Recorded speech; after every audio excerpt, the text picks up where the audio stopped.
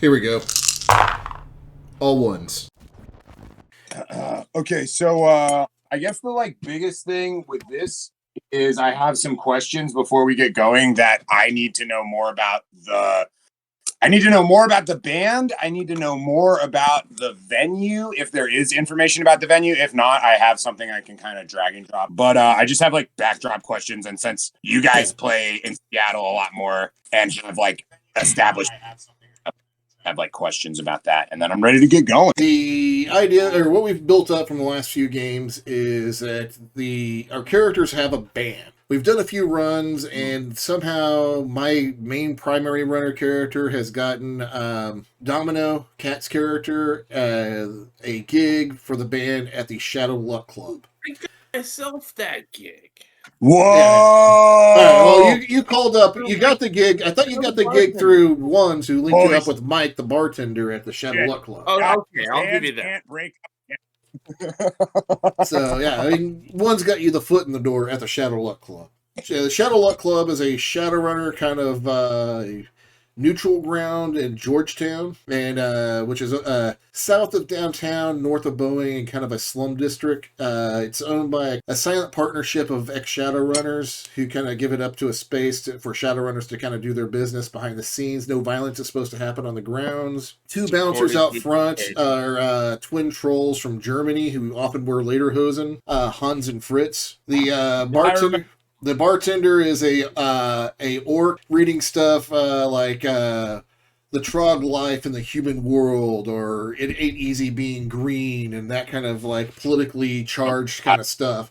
He's very friendly to anybody who's an orc or a troll, not so much to anybody else. But he's a good guy. His name is Mike, the bartender there. The booths are normally for Johnsons and Fixers only. And there's a lot of bands and stuff that come through there.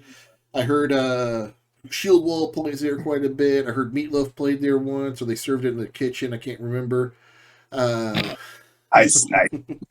It's a 2-story building, U-shaped second floor. That the bottom of the U faces a stage when you go into the building, the bar is on the left side.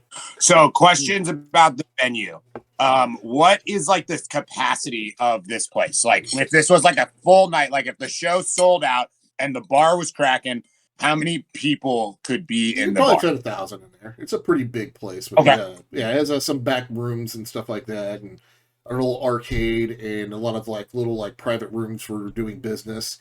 Each booth has a built-in jamming system, so you can do business without being looked in on. Okay, so as a sort of Shadowrunner for us, by us Shadowrunner bar, which I assume it kind of uses the music venue as sort of a cover, I guess. Yes. Is this place above board? Is it? You said it's owned by a silent partnership. Silent partnership of retired Shadowrunners and stuff. That's my question. Do they pay taxes on the building? Do they Is it it's a legit front. It's a legit front. Yes. Okay. And last question. You kind of already mentioned it. Violence is not supposed to happen there. Are weapons permitted in the building, or would the bouncers? Well, okay, here's my question. No, weapons are not permitted, but it's general knowledge among Shadowrunners that the metal detectors don't really work unless they want to turn them on. So if you're somebody who's known as being a troublemaker, they'll turn the metal detectors on to make sure you don't have anything. But okay. It's kind of GM discretion of how much you want to have the security going on that night. If you have players who might be a little bit more stabby than other players, I would probably put the metal detector on. Turn on the metal detectors. Yeah, I got you. Okay, last question. But in general rule, no obvious weapons are allowed at the Shadow Luck Club. Okay, got it. And my final question is, if a show was happening, okay, and it was to sell out, would we assume that Shadowrunner bar, are most of the patrons who are there for the show assumed to be connected or complicit in or somehow involved in the shadows, or is it a place that has Shadowrunner shit going on in the background? Yeah, it's more of a Shadowrunner shit going on in the background, but most of the people who go to there, it's not a show night, would be Shadowrunners or people operating in the shadow scene. And that random guy has no idea what's going on, like like Pee Wee Herman at the biker bar. Sure. Okay, so give me like maybe guys, give me 2 minutes. I'm just gonna make some adjustments here with like what I've got, and then I'm ready to get rolling. Okay. So actually, I do have one more question. Is Domino and the band, or I don't know the name of the band, sorry. Domino and the band performing. The band are is they DED, Undiagnosed Existential Dilemma. Yes. Okay. Is Undiagnosed Existential Dilemma the opener? Are they the main? Like, what is their position? I kind of see us being more of the opener, not the headliner. Not head. Okay, Yeah. perfect. That's perfect. This is our first show. Oh, it's like the first show. Okay, all right, got it. Our Okay. first show. Yeah. So, and Sume is what? Do we recall what Sume's character does for a living? Does he have a job? He works for like the six-world version of Radio Shack. He's a technomancer. He's pulling overtime. They've lost some people or whatever, and he's pulling it over. So for those listening, what we're doing is a street level game where we all have day jobs. Oh, this isn't big sexy crime. This is a bunch of dorks. Okay, so we're gonna set the stage. So it's the day of the show, the morning of the show. Okay, and everyone is waking up in their respective tiny coffin motel sized apartments. Covered in sweaty sheets and like smelling like week old soy calf and all those like discarded plastic containers in the corner. Whatever, street level. Maybe you live really cleanly in your street level apartment. I don't know. But I want to know what everyone's doing on the day of the show. So obviously, Domino, star of the fucking show. What's it like? Do you have nerves the night before? Are you feeling good? Well, I mean, I did throw up, but that probably has more to do with the chemicals I put in my body last night than actual nerves. Nice. Other than that, I'm stoked about this show. I've been building up to this for years. I didn't even summon a spirit to hang out with last night because I needed to make sure I was on my shit. I've been up all night running through lyrics in my head. Yeah, I'm on edge, but in a good way. Got it. And I guess, is your normal outfit going to be sort of like what you'll be wearing when you perform, or do you have like an outfit you put on, like a stage costume, or what's the deal? Well, I've got this jumpsuit, but I did make it electrochromic, so I can do different looks with the same. Oh, badass! So you can just like hit some buttons. Okay, totally badass. But I have been programming some new looks into it for the show. Right. Yeah, we got to stay ahead of the curve on that stuff. We need to be. To be on the. That's awesome. There's even a couple where it like actually changes to match the song, but not like for every song. Got it. And your character, just to remind myself, is a female orc shaman, or low-level shaman, probably better known as a stripper. Nice. And it was producer, right? Was the was the producer as the mentor spirit. Excuse me. Yes. Okay. Awesome. Perfect. Okay. We're moving on to Lee. Remind me of the name of your character. I apologize. His given name is Randy, but he goes by Ghost. Ghost. Okay, cool. So what's it like? I'm curious now, and we can work this out as we do this. Does Ghost have a role in the band, first and foremost? Does Ghost play an instrument? Is Ghost just hanging out? Being an elf, I kind of thought he played the keyboard for us. Whoa, racist. That is so racist. Racist. I don't even know how to respond to that. That's wow. I'm so hurt. I grew up on the streets. I can't afford a keyboard, so wow, he's from the streets. All right, what about a keytar? If he can't afford a keyboard, he definitely can't afford a keytar. This is some privileged shit talking. That shows how in touch you are with the streets.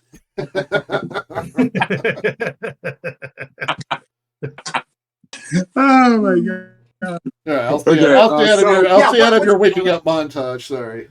Yeah, he's waking up. You get out of here. We'll get to you next. Yeah, so what, Ghost, aside from being an elf, what is this day to you? What does it mean to you? Do you play in the band? Do you have a role in the band? Are you just a fan? Are you not a fan? I'm kind of new to the group, but they said that I could play my recorder with them on stage. So Holy shit! Yes, 1,000, 1,000%. We're progressive like that. We're prog trog rock. Yeah, prog trog rock. I love it. Oh my god. All Okay, right, so which one of us has the British accent? not you. Obviously, that's you. I mean, you're the one who said it, so. Oh, fag. So your character's gonna play the recorder in the band. And are you nervous? Have you performed before? Is this like your first time ever getting up on stage in front of people? Definitely my first time getting up on stage. I kind of picked up the recorder when I started working at the pawn shop. I saw it in the case, and so it was cheap, so I started doing it just to kind of, when I would be bored, I'd start playing it. So this is my first time actually playing on stage in front of people. I'm kind of nervous about it, but it is what it is. We'll see how it goes. I'm not That's used awesome. to being like on stage in the center of attention. I like kind of being more unseen. Okay, kind of like so just you do things I don't need the attention. got it. Yeah, like that's fine. More lights on me.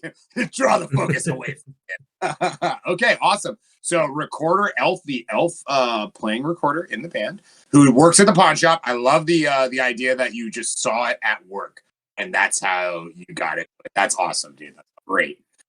Okay, we're gonna move on to Dog now. So Fast Eddie, what is today to Fast? He wakes up. What is it? Mostly he's been trying to balance the books so that his daughter can get the hell out of the Barrens. For those not paying attention or just tuning in, that is his primary drive in life. He's an elf. She's an orc. He doesn't have as much time as he would like to, get her to a better life. Oh, wow. That's a really interesting dynamic that I didn't realize you had, because like orcs, correct me if I'm wrong, live about 50 years in Shadowrun, whereas elves are like essentially immortal. It's definitely a high expectation that she'd die of old age in the Barrens. Uh-huh. Okay. Wow. Yeah, that's actually really cool. So when you say getting her out of the Barrens, Dog, does that mean getting her to like a charter school, or like moving your life with her, or just getting her away? If he can have a place in her new life, that's absolutely great with Eddie, but it's not really something he's currently aiming for, because he's not really the sort for expecting unambiguous happy endings in his life. Sure. Is the mom out of the picture? She is regrettably deceased, and Eddie is more than a little bit cagey about the subject. And last question then is how old is your daughter, and is she in school today, or is she like at home, or is she like a stay-at-home kid? What's the sit? I'd place her at about 7. Doesn't go to school because, well, it's Redmond. The odds of a school existing are a bit over-optimistic. Okay, cool. So she's like a stay-at-home 7. Okay, perfect. Moving on to Ones. Hey, remind me of your character's name again, Ones. Ichi the Timbro. So has he been working at GNC, right? That was his name. Yeah, Ichi works down at the GMC selling nutrient supplements. If you ever listen to the Dead Milkman song, Nutrition, that's kind of his theme song. He works at, he's too big for his apartment, so he spends most of his time in the courtyard of the Barron Heights apartment building, working out and like teaching kids how to do all the exercises properly. As I wake up in the morning, I'm a physical adept, so a lot of gincana, jumping around, flips, and judo chopping people. Not very smart.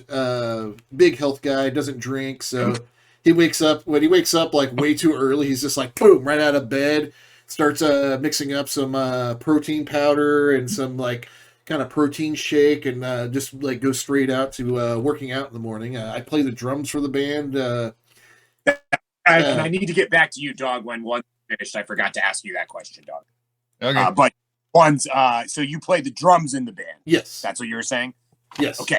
And so I use my physical adept powers of hitting stuff as kind of use that skill to play the drums. Okay, so are you like warming up your wrist? Is that like the focus after the smoothie? Like the I got like because I don't have very much money. What I'm doing is I found some like old hammer like mallets with the iron on the ends, and I'm kind of like switching them around like actual drumsticks. Okay, cool.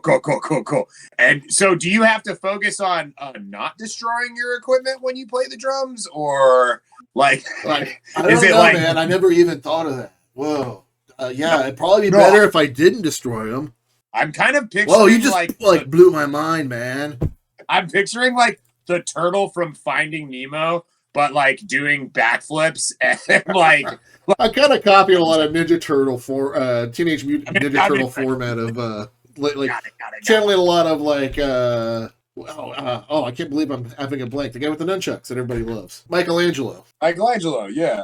Damn, dude. Wow. All Yeah, right, I just got like negative like cool points on not remembering it. That's okay. No one else except us will know, but we will all know forever. Shame Really? for eternity. Back to Dog. What is your role in the band, Dog? I forgot to ask you that question. He provides the drugs. That's about it. Okay, cool. So you're like, when the band plays this show, Fast Eddie is like opportunity. Like, Yeah. okay, got it. He pretends to run the merch booth, but what he's doing is slinging drugs. Okay, What's awesome. this about a merch booth? He doesn't do anything like that. He sells the No, band. it's good cover. You don't actually sell the merch. You just sit at the merch booth like you are selling drugs. Well, you better watch out though, because I think Baby Gator runs the merch booth, so you don't want to get him involved in a felony. If you get all tangled up with the law. Who's gonna come after us about that? And he's playing like guitar and bass on this. So now, yeah, I was gonna ask. Now, moving on to Buzz, and your character's name is Winters, right? He is called Mr. Winters. Yes, Mr. Winters. Yeah, that's Mr. Winters to you. Plays the If bass. that's not a name for a bass player, I don't know what is. He's the bass player. Well, lead guitar, obviously. He's secretly Edgar Winters in disguise somehow. Oh goodness, I don't think he would be quite that good. So what's the what's your skill level with the bass? Or you said bass, right? Or did you say guitar? I'm sorry. I went with bass as far as Yes. the sheet. Hang on, I think I have that set to skill of 9. Holy shit! What? It. You're like a fucking. He's like you're he's actually the one carrying the band because I have a performance of like 3. Wow. I'm assuming 9 is skill plus stat, right? I mean, Yeah, but like No, that's just net in or my like case. I thought skill in Shadowrun 4 is like professional level skill, right? Yeah, if you Yeah, get how the over hell 6, is that's like actual like good. Yeah. Okay. Cool. Okay. I got a little mixed up there with my systems for a second, but okay. So you're pretty fucking good though. Apparently. Hey, cool. Yeah. Winters is he's just making sure his bass is all tuned, cleaned, all that shite, and make sure there's no delineation or anything so that it's actually hitting the notes where it belongs. I love that your character's doing like a hitman's montage with his rifle, only it's like a bass guitar. He's like, make sure the bass is straight. And the strings are all good. Everything's nice and tight. Okay, all right, we're ready to do the job. I love it. Okay, so have you guys practiced as a band together? Wait, we're a trog rock band. Do we actually practice? I don't think there's enough trogs for this to be trog rock. I'm a troll. Domino is an orc. yeah. I'm figuring Winters just played bass. It was just some hobby. It's just I know we've got a couple of elves. It's prog trog. What do you want?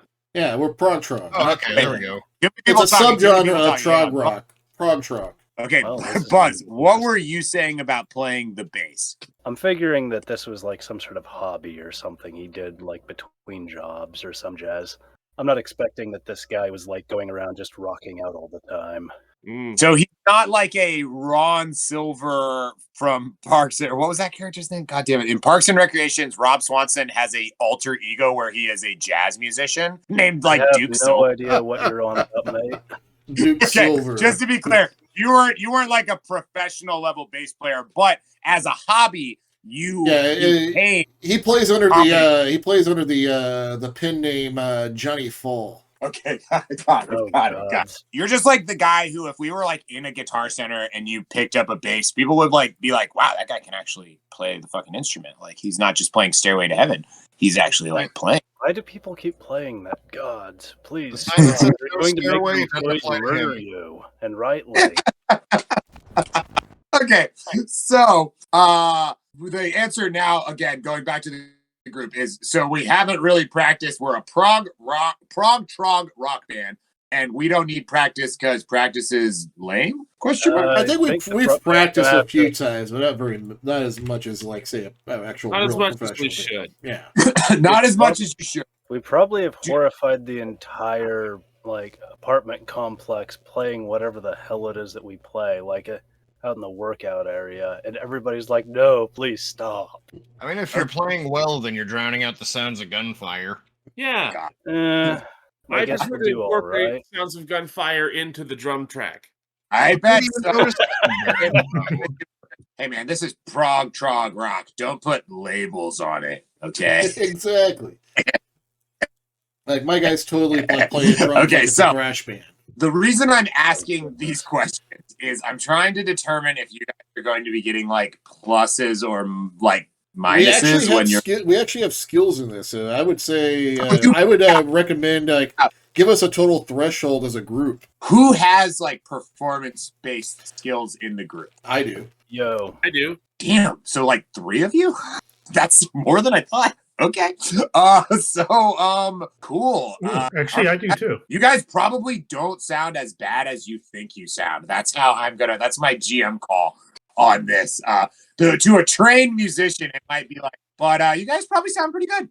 Sound pretty good. We'll just call it jazz if they think it's out of tune. We'll just call it jazz. Nice. You'll be like, you ever heard of Miles Davis, you asshole? oh no, Try tuning your instruments. No, this is jazz. We don't do that here. Okay, so at about noon, you guys are gonna get or Domino. Domino, you're the front person for the band. Who's the front person for the band? Yeah. It's Domino. Domino, you're gonna get a call from Mike, the booking guy at the Shadowrun Club. Hey, Mike. Hey, how we doing today, Domino? Excited. All right, I'm excited So- too. I can't hear what you guys have been cooking up. So, a couple of questions for you. How long Okay. do you think we would have a 30-minute window for you tops? But you know, we've had some acts come through where it's like 6 or 7 minutes, and people in the crowd get mad. They start throwing bottles and stuff. So, like, could you do a 30-minute set if the crowd allowed you to do a 30-minute Hell set? yeah.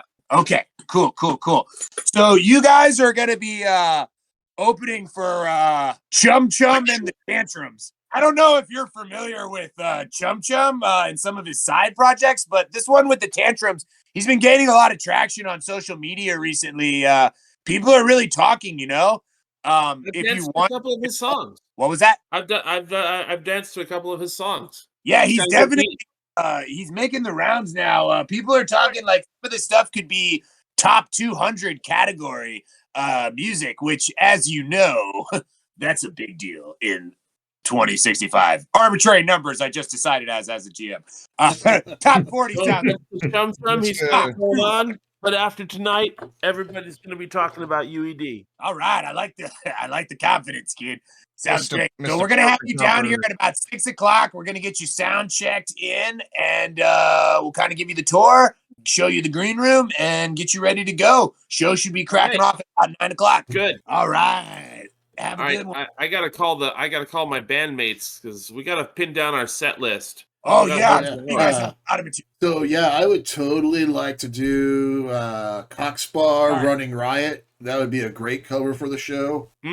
Are you guys on a group call now? Mike is off the phone, so you guys can be on a group I figure call. yeah. I kind of figure we're all in the courtyard already talking because my guy can't use technology, so you can't call Oh, my guy. Yeah, yeah. I mean, That's also why I play the drums. There's no technology involved in it. You need someone to you guys got to send a carrier pigeon to let him know. Otherwise, we're having to use smoke signals with him. Or a tin can and some string between. Green, yeah. Okay, yeah. So leave it up to you guys. You guys have about 6 hours before the sound check. So any prep So, that you yeah, want to we need like 6 songs to really flush out That's about right. the entire set. So Yeah. I mean, there's gonna be a few minutes of bullshit in between them, but yeah. I also would like to do Trog Rock Girl by the Darwin's Bastards. That would be an excellent one to cover for the show. I want to do that song about concrete, and I was thinking of finishing with a cover of Tusk. Yeah, that was a really good. And Concrete Jungle would be an awesome one to cover. I do believe that one was by the Man, I feel like a total poser now. Wasn't that by the specials? I think so. Nice. Yeah. This is- So that's a good 4. We need 2 more for the show. Ghost, do you have anything you like us to play? There's that one song by what is that band's name? Big Pig. Yeah. They had that romantic ballad. We Oink If You Love Me. totally need a power ballad. I didn't even think about that, man. Oh yeah. Dude, Like midpoint of what the show. trog rock band doesn't do a fucking power ballad? That's wow, just whoa. You got to let people breathe in the middle of the set before you bring them back up. Yeah. Yeah. Yeah, you totally that'd be awesome. I totally see this like Guns N' Roses, total like power ballad. Like, oh man, that'd be fucking awesome. So that's 5. What else do we got? Who else is actually playing in the band? I think it's Mr. Winters. What do you think we should play? Or should I call you Johnny Autumn? Whoa. Where in the Do we world need did you come up do we with need a that one? recorder solo?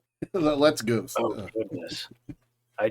Okay. Yeah, I'm a normie. I don't think it really works for some rando human to stand out too much in that sort of thing. I don't have a lot of ideas overall. Typically, I listen to, and in many cases, play a bit of the more antique rock, if anything. I can keep up with the trog rock. It's pretty solid. Antique rock, like Panic at the Disco. Older, much older. Antique. Are you taking Think talking like 20th century stuff. talking like Slade? What is that song? Barhouse Blitz or something like that? Is that kind of antique rock? There was this band called love that song. Slayer. I've played a bit of that. It's rather nice. But Slayer. I don't think that would really work here. It's not exactly in the realms of letting the band and the audience catch their breath, if you're catching my drift. And I totally still have those hammers in my hand, like pretending to play the drums with them, kind of working out. Yeah. Best response ever. He's like, I'm getting my finger muscles ready for tonight. Twirling them around like drumsticks. I love it so much. Holy shit. Okay. Okay, so we've got the set list figured out. Everyone's instruments are like at their places. Do y'all have like a van or something like to get all this stuff to the Shadow Luck Club? Oh, I We think need- Ones was supposed to go and pick the band up. I think that's what you guys had him do that for as a roadie for the group. I believe, if I remember right. Oh, okay. God bless ones. That would make it. Yeah, that would be good. to transport all of yourselves. Yeah, he's not actually going to be in the van. It's going to be done remotely. He's at the venue already drinking. Oh yes. He's not going to have Cat's body drive the van. No, he can do that from the bar. True. Hey, that's Okay. one good thing about being a rigger. You can be a rigger or a decker. You can be in multiple places at once and still drink legally because you're not behind the wheel. I think all of our prime runners should be at this show as NPCs. Oh yeah, totally. Oh god. Do they have good steak and good champagne? Because if so, Wilkes is there, Yeah, they don't. I wouldn't eat the food at the Shadowrun Club. and he would not be there. The fries are good. They have lots of carbohydrates. He's a bougie little psycho. He needs his high life, or else he doesn't want to know. Okay, so there's already a big 18 looking van that has a big wizard painted on the side, but it looks like a really ordinary looking kind of like it's a wizard. It looks like a used car salesman on the side. Got it. I'm here for it.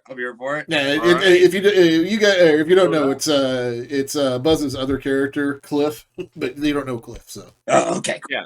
What the fuck happened to this van? I don't want to know, man. Just a wizard on the side of the van. It's like, Very Okay. tough wizard. so does anybody have anything else that they need to do before the sound? I totally get into my striper style spandex, aka my it just so happens to look super metal, so but it's also my urban adventure or explorer suit, but it would be perfect for a show because it's totally like black and yellow like striper. Okay. Local warm-ups, Warm it up, the old. scales and tongue twisters. Got it. Okay, what about you? She stood upon the balcony, inexplicably mimicking him, hiccuping and amicably welcoming him in. I love it. Okay, Buzz, what about you? You doing any warm-ups? Excuse me, Winters, you doing any warm-ups or anything? He's probably just going through, making sure the base is doing its job as it should. From figuring with the skill range that this guy is at, that he already knows that he can land it. The aim is to make sure that the base is going to carry. Well, I'll carry out what he's doing. If the bass carries the vocals, nothing else matters. I don't mean carries. I mean if the bass and the vocals agree, everything else is style, man. Yeah, yeah, my character's on the drum, so I'm just gonna be in the back, just like hammering drum sets. So Otherwise, I'm figuring that Winters is probably just going to be wearing his usual crime guy shit. So you're over there. You're dressed like Crime McGruff, the detective dog from all the Take a Bite Out of Crime as we go into a Trog Rock show. Put some respect on Scruff McGruff's name. Hold on. Sorry, that Scruff was McGruff. Crime dog. Scruff McGruff, Chicago, Illinois, 60652. Help take a bite out of crime. Bro, that shit's programmed in my brain for TV. I don't even remember all that stuff. 100%. The the neighborhood watch labels. He's pretty much dressed up like the guy that is not supposed to be there. Yes. Yeah. No, he does not. He's not going, I'm an investigator. No, he is very much just dressed up crime guy, pretty much. Okay, so you don't actually change your gear at all. Well, nah.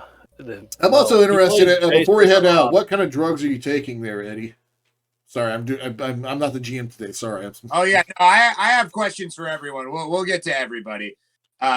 So Winters dressed like the guy on the neighborhood watch side, ready to go. Cool. He's already checked his tools of his trade. He's ready to go. Cat's doing vocal warm-ups.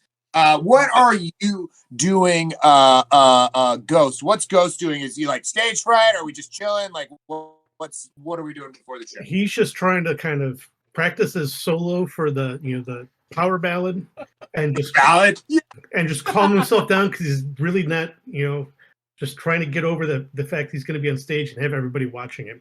So wait, you're gonna do a recorder solo during the power ballad. Okay. That's awesome. This is going to be the greatest show ever. Okay, so now bouncing to Eddie. Yes, that is a question for me as well. Are you planning to be high on your own quote unquote supply while you're at the show? Well, his bones and muscles and spine and pretty much everything still hurts like a bitch and numerous bastards, so the answer to that would be yes, on copious amounts of jazz. All right, we're getting jazzed up. How much jazz are we taking? And I'm gonna pull the rules up right now. Actually, let me make sure I've got that one correct. I think it's Bliss he's on. And Bliss is like heroin. We talked about this, I think, right? It's like heroin-y, like an opiate-based kind of a drug. Yeah, I thought it was LSD end of the spectrum, but alrighty. I think it's pretty much like cyberpunk heroin.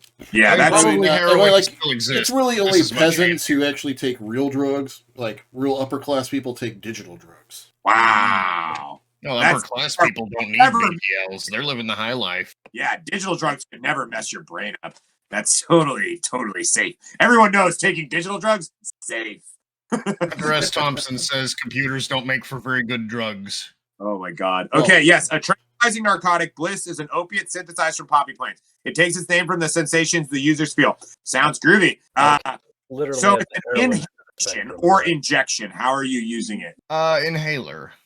Okay, so you've got like a one-shot popper kind of deal. You shake that bad boy up. So it's a minimum of an hour. It says 6 minus body hours is the duration. So what's your character's body? Body is 3.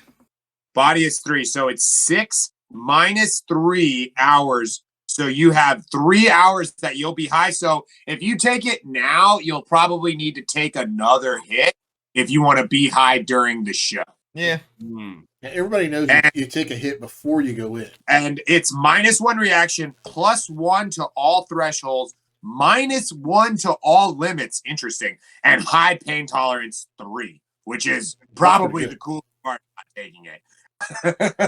You're like, I don't feel feelings, man. We're Okay. not expecting trouble, so yeah. I mean, I know the adventure hasn't started yet, so My muscles and bones aren't screaming so loudly now. And ones, you said your character is just like doing finger warm-ups, or what was yeah. I'm doing finger warm-ups while I'm practicing like what is it called? Kickboxing kicks on a makeshift sandbag. Perfect. Okay, so 6 o'clock comes. The van the van with the wizard. The wizard on the side, yes. When you guys walk up to the van, the doors open, or the only person One's actually knows is Domino. So when Domino shows up, the doors open. Hey, Yeah, Ones? a little cartoon pop-up bubble kind of appears on the paint of the van because it's Cameline. It says, "Hey, yep, this is Ones. Get in." Sweet ride. Sorry, too noisy to talk at the club right now. All good. Yeah, so as Come you on, guys get in the go. van, it's a very unapologetically troll-sized interior. It's Dude, a I can GMC feel Bulldog. sleep in this front seat. It's awesome. Yeah. There is a high chair for anybody who might be an elf or a dwarf in the back. Just FYI. A car seat. I think elf are taller than dwarves. Yeah, I actually paid to get the modified. So if somebody would wind up with negative modifiers, there is a car seat for people who are not troll sized. Oh, that's cool. Shit. Okay. Hey, yeah. That's funny. Okay, totally. So this van is like pretty nice. I imagine this is like, if you're like a street character, this is probably like extremely nice. This is like nicer than my apartment, dude. Or would you? Winters, you have that corporate background, former court background, and so maybe you've been in like nice vehicles, but the ones we're talking, this is like 100,000 New Yen plus I think I have probably about 75,000 New Yen put in. Oh, okay.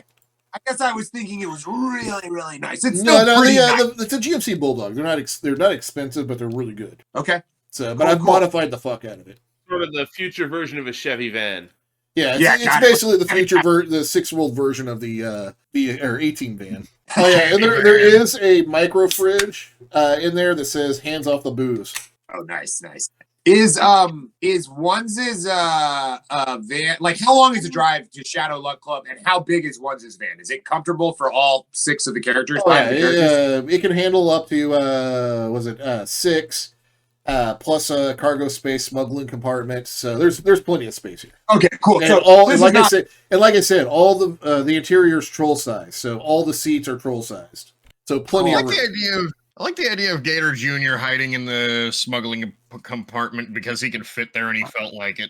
I wish I had the gall to play him as a character in this scenario. But speaking of Baby Gator, as you guys are driving to how long's the drive you said once to Shadow Luck? It's from Redmond to Georgetown, which is just south of downtown Seattle, north of Boeing. So I'd probably say with 6 world traffic, you're looking at about an hour and a half. Okay, so maybe like 30 minutes into the drive, you guys... everyone... if you haven't paid off the agents. Or, excuse me, not the agents. If you haven't paid off the Halloweeners in Redmond. In that case, I'm hoping that van showed up at like 4. You're like, we're going to be fucking late to the show. You guys will be there with plenty of time. Don't worry about it. Yeah, I'm pretty sure the Halloweeners are going to look at the van and know it's a Shadowrunner van and leave it alone. Sure.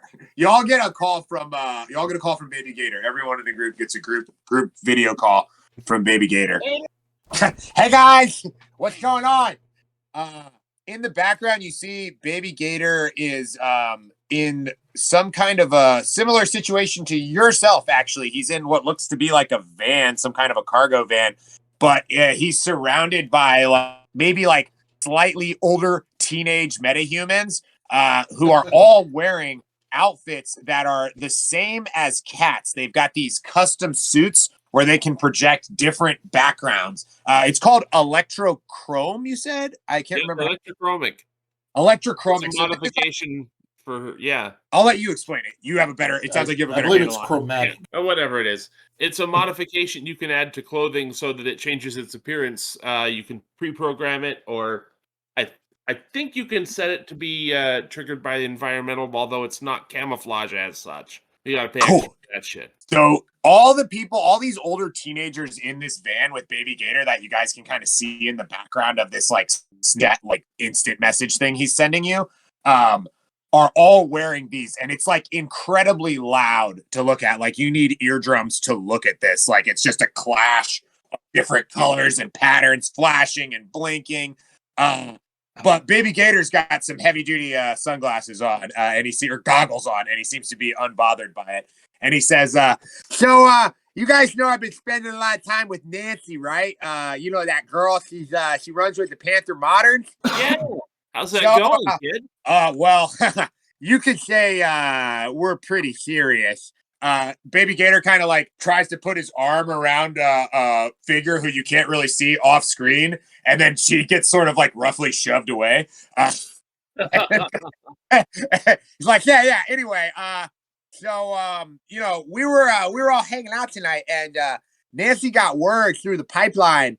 There's some pretty serious guys who are going to be coming to that show that you guys are supposed to be opening for at Shadowluck. Okay. Like, they're there to see Chum Chum and the Tantrums. You guys know that's who you're opening for, right? Yeah. Dude, Chum Chum's like a big deal. Like, his latest single was really good, man. Sorry, lad, I'm not with it, so okay. What? You didn't hear I used to be with it, Yet, but then baby? they changed. I used to be with it, but they changed what it is, and now what it is scary and confusing to me. Man, you guys sound old. What Anyway, happened to you? I gotta always be dancing to what's current. Finger on the pulse, man. yeah, that's what's up. You know what's up, Domino. Okay, but seriously, you guys, they were talking about the Sons of Gimli. Do you guys know about the Sons of Gimli? Anybody who wants to make a knowledge check, gang identification, gang knowledge, street knowledge, anything like that. Oh, Yeah, I'll I do have area that. gangs. Hang on. Street Gangs of Seattle. Would that cover it? Sure. And also keep in mind, I have no technology, so I have no idea what's going on in the conversation. Oh shit! Sorry. You're like, what? My guy's just in the back seat, in the very back of the whole van, just humming to himself like. With my 5 hits, I know everything about the Sons of Gimli. Holy shit! I got 2 hits, so I don't know anything new. Got 1 out of 8 dice somehow. Okay, so the ones and the twos are gonna be like, you don't know much about this gang. You've heard they're based out of Portland. They're not a Seattle-based gang, but there might be a Seattle chapter. Domino on a 5. As broad strokes. Sorry for the guys who got the people who got the ones and the twos. It's an all dwarf gang. But they're in a. I found these guys. They're in a campaign supplement from 4th edition called Elven Blood, and they have a lot of really cool information about Portland in there. So I'm going to be using a bit of that in our game today. I got that. So on a 5, the Sons of Gimli. They're a Portland, and this is Kat who knows this. They're a Portland-based go gang. They were founded about 20 years ago. They operate out of the north side of the city, in a kind of industrial area. Wow, you got a 5. Okay, so they use axes. That's their primary weapon of choice, and they ride big modified choppers. You also know that they have a rivalry with. How well is your character plugged into gang stuff? It sounds like you're pretty plugged in. My area gangs knowledge is a 4.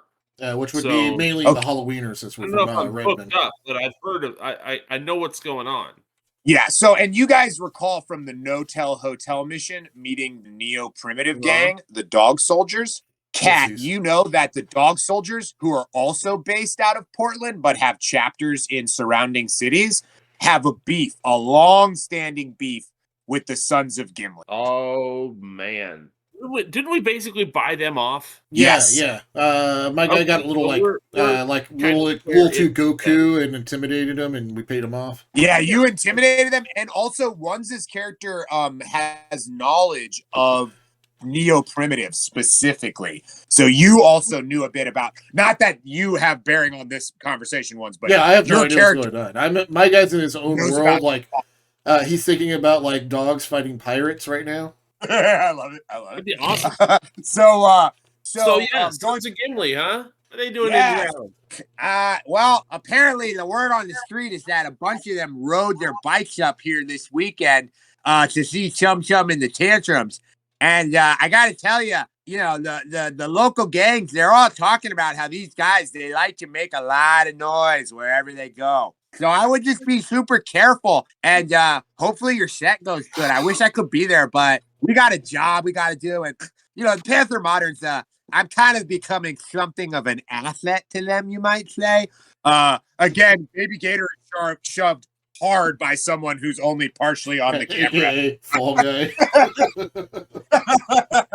Anyway, guys, sorry, gotta go. Hope you have a great show. All right, good to see you, Baby Gator. Get to second base for me. BG out.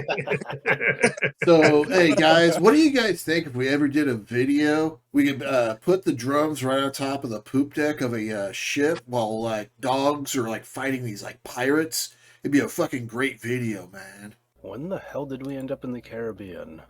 What? I love that your character has like a 1920s cartoon playing on a loop in his head while all this is happening. Wait. Eddie looks at his inhaler. Looks at I this don't want you one. to take this the wrong way, Ichi, but have you ever watched a video? I don't think so. No. What year do you think it is, man? He pulls out an abacus and starts and just kind of like loses thought as he's playing with the abacus. Best character ever. Oh my god. Okay, Well, so hey, guys, Sons of Gimli. They're this Portland-based all dwarf go gang. They use axes, so I don't know if I want to see them wreck up the Shadow Luck Club, but I guess anybody can watch a show, right? You may want to inform, you said his name is Ones, the guy for whom this van been lent. You may want to inform him. Maybe he can pass the message down the pipeline. Yeah. I could tell Mike when I get there, but The more prep they have, the better, honestly. Because if things go poorly, it's going to go very poorly. I'm gonna look around the cockpit for a call ones button. Yeah, you just you see. Do you have AR access to at all? Oh, that's a good question. I know you're a mage. I'm not sure if you have any glasses or anything. Does anybody have AR? Oh, yeah, I've got AR. Oh, yeah, you see a little pop up. Yes, You got he says, True. yes, we know already. That's why we're at the club. And that in the show. Right on. It's done up in like a cartoon, like a cartoon talking bubble. There's like a little cartoon version of a troll head that's dressed like Evel Knievel, kind of going back and forth. Mm. Oh my Did God. I mess your Okay, thing up? Did I mess your thing up there? I don't know what's going on there. If you No, want not to change at that all, up, not at all. go ahead. Nope. We're rolling with the punches. All good. I kind of figure out like we know they're going, but we're on a run and can't take part of whatever's actually happening, kind of thing is what I'm trying to go for. So we keep our prime runners out of Sure. the main story. Sure. Yeah, totally. And I think Ones is as a plugged-in Prime Runner level character would probably, if Baby Gator and the Panther Moderns got the word that these guys are in town or coming to town, Ones and an actual like connected individual who was like, I'm going to be going to the Shadow Luck Club tonight. Like somebody would be talking about it. You know what I'm saying? Like somebody somewhere is going to be like, oh yeah, like, these guys are in town. Or like, what is the name of the forums in Shadowrun? Shadowland. Like, there's Shadowland, there's Fast Jack, there's also numerous other ones. Like my guy's a decker, so I probably spend time on like the decker only online bars where only people have an online presence can go in and talk, like It's Shadow Jack Talk. Jack Point, not Fast Jack. Yeah. Oh yeah. Oh yeah, Fast Jack's a character. Yeah, sorry, Fast Jack's the guy who made Jack. Wow. It's important to get this right because the internet will scream at you. Yeah, not that I care. Deal with They're that. already screaming. They'll scream at me and then I'll laugh at them. moving ahead, you guys have about an hour left in the car ride from the time you get this information. You guys want to have a discussion, or if you want to plan anything, do anything differently, now's your time to do that. I slowly put my pocket abacus back away. Did you figure out what year it was? No, I didn't. I think it's 2055. Eddie, what the fuck did you give him? He's all about like I didn't give him pirates in the anything. Caribbean and shit. This So I guy's a got space I nut as got it this is. You're orange not gonna give juice him and I got anything? this almond extract. When you put them together, it really just shoot off like a rocket. Makes you feel real good. Oh my god, bro. Hey, Eddie, I blame speaking of that, you. hey, Eddie, you got any psyche? I don't think I do, but I could probably get my hands on some if you need it. I mean, I don't need it tonight, but that would make for a hell of a show, man. Yeah, give me a minute. I can make some calls. Yeah. Let's. Do you have a connection? You have like a dealer connection or a contact? Yes. Yeah, let's contact. Who's your contact? A pimp and part-time drug dealer by the name of Lonnie Zone. Lonnie's. Oh my god, bro! You and me on these fucking neuromancer references all day. That's all of his contacts as neuromancer names. I see you, baby. I see you, my man. All right. I can do Lonnie's Zone for you, no problem. You want to call him up or text him? How do you get a hold of him normally? Gonna call him up. Yeah, phone rings a couple times. There's like a loud pulsing music in the background as you hear Lonnie pick up the phone.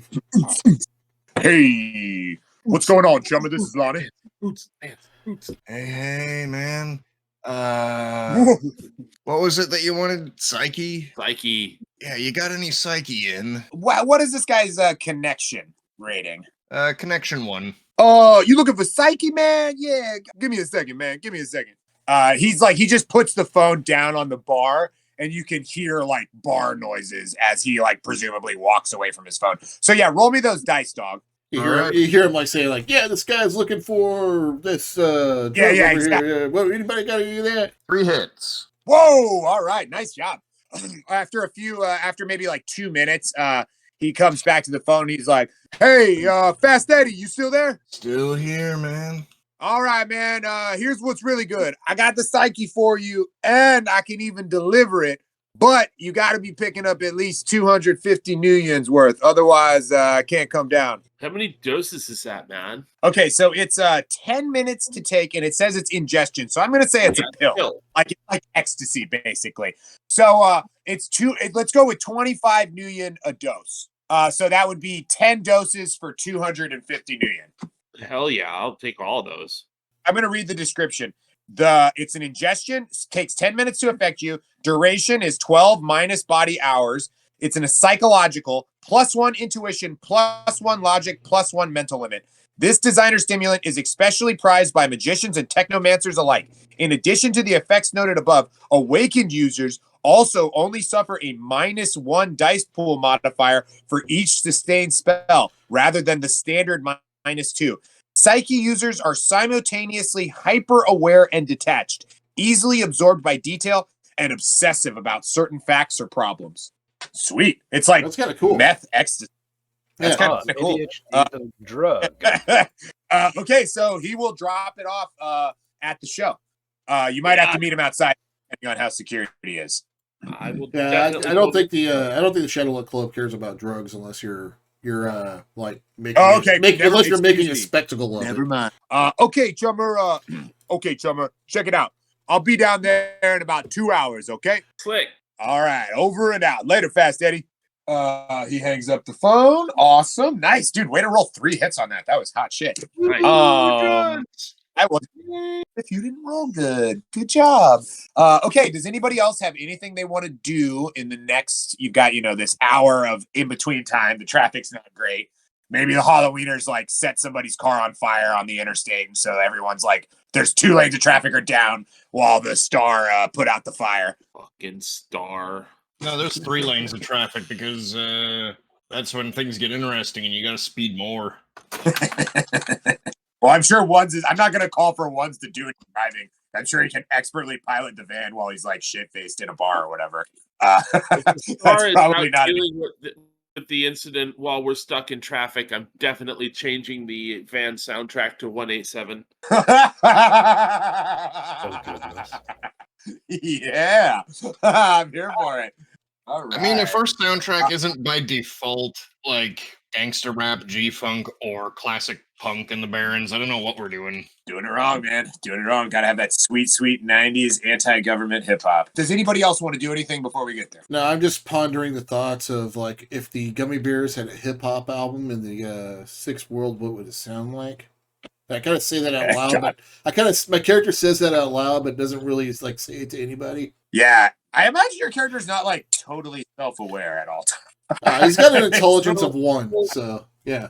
Yeah. Oh, So you're thinking about the Haribo Jingo, but like blown up to be like a 4-minute rap song? Yeah.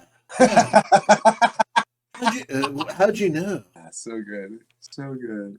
Oh my god. Okay, if nobody has anything else that they want to do, we're gonna pull up to the Shadow Luck Club at about 5:45. And it is, it's pretty busy. There isn't a line outside, but there's a lot of people smoking outside. There's a parking lot is already pretty full. You guys see a very large, legit tour bus that's pulled like around the back of the building. And it looks like there's several roadies unloading some equipment. I'm going to call for a perception check from everyone at this time. I got 3. Rocking a 3. 2. 0. One's. I'm still like trying to figure out this gummy bear shit. Like, You see like a really cool rock in the shape of a gummy bear on the ground. There you go. There's the Oh, answer. no, exactly. I pick it up. I'm like, but what if they were a rock band? I love this. Oh my god. We're gonna circle back around to this. Okay, so we got 2 from Ghost, and who was the other one who got a 2? Winters. Okay, so on a 2, you guys both notice several large like chopper style motorcycles, and I would say more than several. I would say probably like a dozen in the parking lot, but they're not all clumped together. They're in like kind of 2 distinctive groups. And who rolled 3s?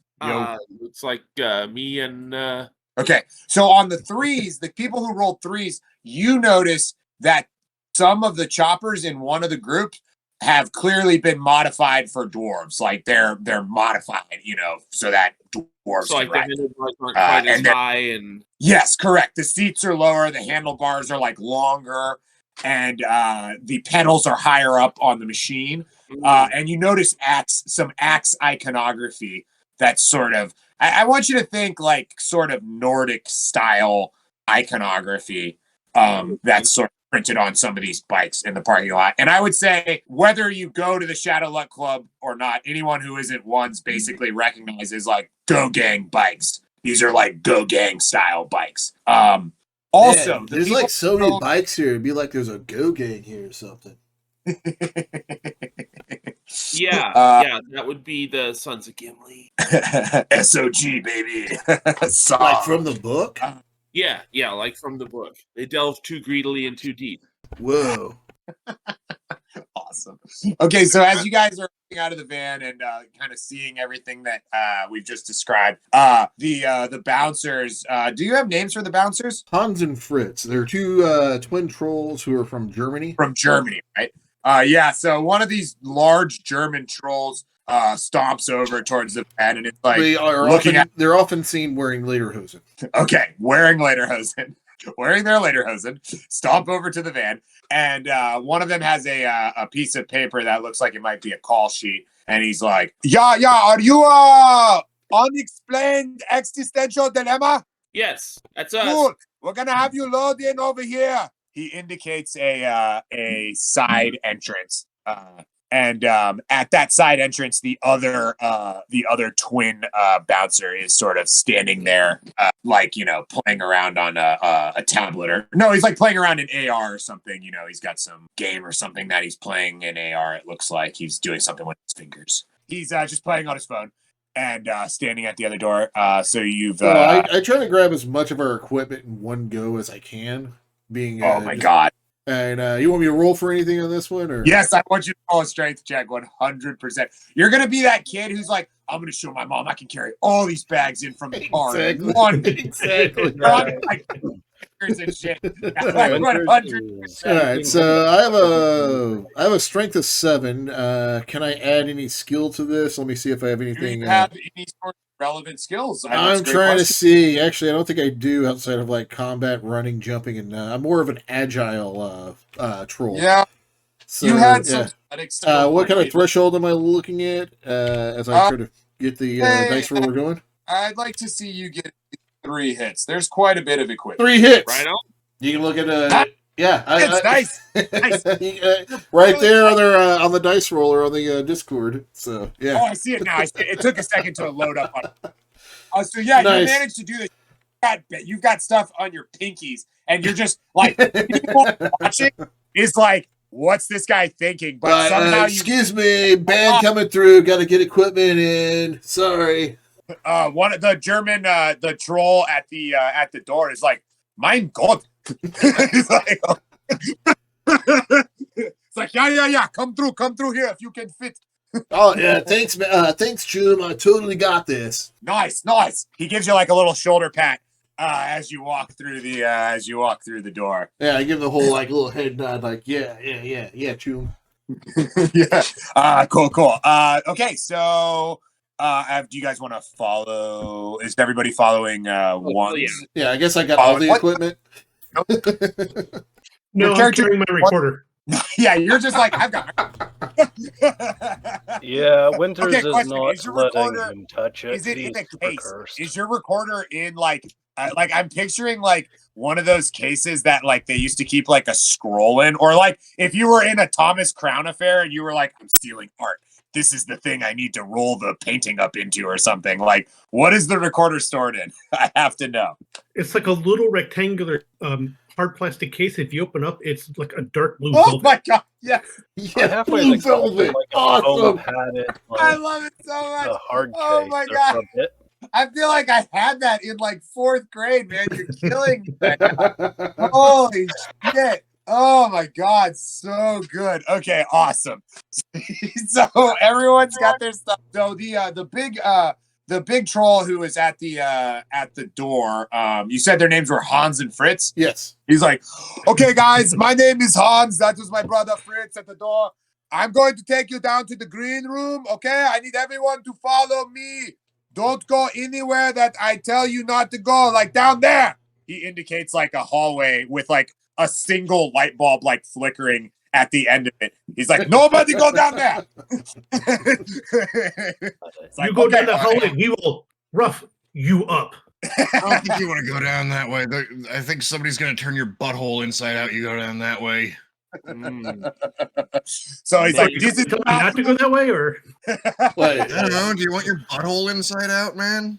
I'm Right looking there. for like the wall where the artist signed for the posterity, like, yeah, we were here for this show. Yeah. So he's like, this is the bathroom here. The bathroom is very, very dirty. And it has one of those like super old timey like towels that's like, oh yeah, if you just pull the towel, it runs it through cleaning solution. Maybe yeah, it's clean. totally clean.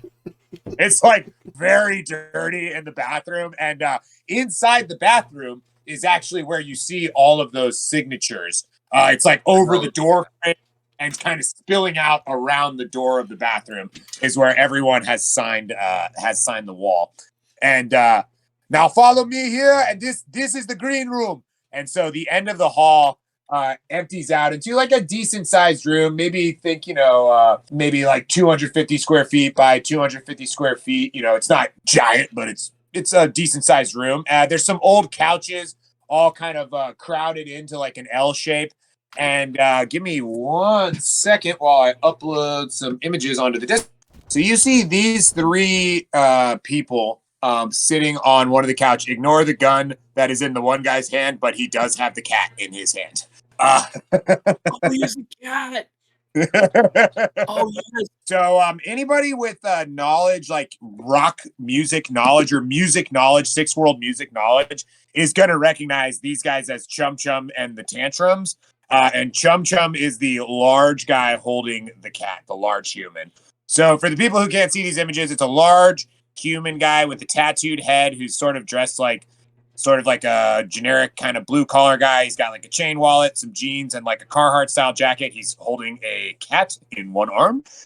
There's an orc guy in sort of a duster style getup who's playing the bass. It looks like he's tuning his bass. And then there's a sort of a heavy set human guy with a mechanical arm who is wearing a leather jacket and is tuning a guitar. And if you guys want to roll me a knowledge check, if anyone has a knowledge check on anything that's relevant to Chum Chum and the Tantrums, they can do that at this time. If not, my knowledge set is in health food. not that. How about local music scene? Yes, 1,000% yes. Right on. I will throw that down. I just want to know if I know the cat's name. Oh my 5 God. hits. It's my day for knowledge rolls. Oh. 5 hits. 5 hits. Oh my God. Okay. You know about this band from like 2 years ago in like a zine that like isn't even published digitally. Like you got like the deep cut insider knowledge on this band. So Chum Chum and the Tantrums were formed 2 years ago in Portland, Oregon. And they've played all up and down the West Coast. Chum Chum is both the name of the frontman, who's the large guy holding the cat, as well as the name of the cat. So they're both named Chum Chum. And it's unclear who the frontman of the band actually is because Chum Chum doesn't really sing in a traditional way. He does like Mongolian throat singing, played along to stringed instruments. So no one's ever actually like seen Chum Chum open his mouth and sing in a traditional way. And there's a running joke in the community that's also, it's halfway between a joke and like a legit like conspiracy theory, like Gray Man, that like Chum Chum is somehow controlled by this cat. And it's actually the cat who is I 100% Wow. subscribe to this theory, and I am actually going to go up to Chum Chum and address the cat. Be like, Chum Chum, it's an honor to meet you, and I'm so proud to be opening for you. Make me a perception. Perception, not as good. How many hits? Sorry, I didn't. 2 hits on perception. There's a moment when you speak these words, when you say this sentence, there's a moment where you swear the cat meets your eyes and makes like the tiniest, most imperceptible nod. But at that same time, Chum Chum, the very large man, and I want to be clear, this guy's enormous for a human. Like before trolls and orcs, this guy would have been like a tank. He's like 6'8", giant guy. He also nods at the same time. So you're not sure, maybe you're like, is that a trick of the eyes? Did the cat actually nod at me? You're not quite. Believe it. I still believe it. The other 2 members of the band, the Tantrums, kind of reach out and give you like knuckle bumps. The orc is, hey, my name's Dave. And the large human, the heavyset human guys, like they call me Gordy. They have almost the exact same voice. I give him like a ridiculous like hillbilly like Beverly Hillbillies way of like hi. Domino, this is Ichi and Eddie and Winter. Excuse me, Domino. Ghost. That's actually Mr. Winters. Mr. Winters, excuse me, and Ghost. Oh man, you guys have a great gimmick. Looks great. Love the aesthetic of your band. You guys all look like you just got off work or something. Yeah, that's what we were going for. Awesome. 10 out of 10. Nailed it. Well, we're excited to have you guys opening for us. Excited to hear what Unexplained Existential Dilemma can do. Oh man, that was such a great name. We were all talking about it in the back. Yeah, I think we found the name like etched, like carved into the side of a canoe. It was really weird. Oh, yeah. Man. Great story. Tell me more after. It looks like it had been some places, man. Yeah, it really did. Oh, awesome. Does anybody have a I'm trying to I'm like, what in Shadowrun would constitute making a test to see if someone likes you? So I feel like judge intentions, which would be sure. Okay. Plus charisma. That would be totally okay. So I would say they're kind of talking to everybody, but maybe they're directing this at Domino as kind of the front person of the band more so. But anybody can roll a judge intentions roll. I am totally popping edge to post roll that. Okay, yes. Oh, on that one. Yeah, I gotcha. I actually have 4 on that. Wow, I have more than I thought. God damn, you guys. Okay, these guys actually seem pretty sincere. They don't seem like, in fact, on a 7, who got 7 hits? Holy Well, shit. that was my reroll. It's actually 8 because I Oh my hit God. all 7 of the dice that I failed on. Okay, yeah. on 8 hits. You've never been more sure of anything than that these guys actually were like dead serious about your like liking the band's aesthetic and wanting to like get beers with you guys after the show. You One hundo. believe that these guys feel that way. Without a doubt, they were being sincere. It wasn't like, oh yeah, we'll talk.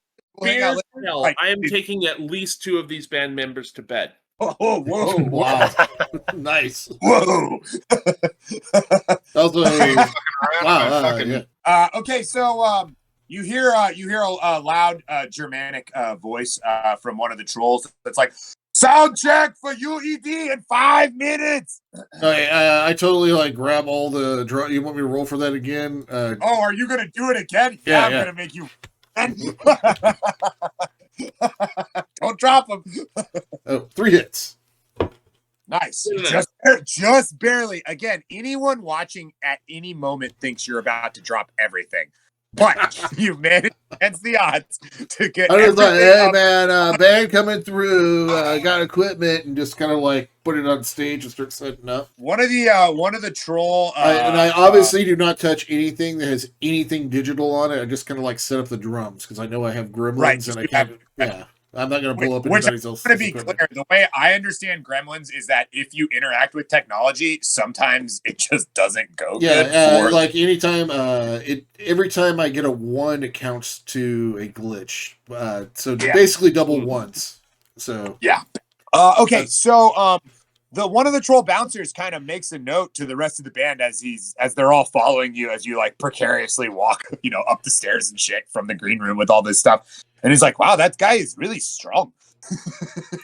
oh man, I wish. Where did you guys find this roadie?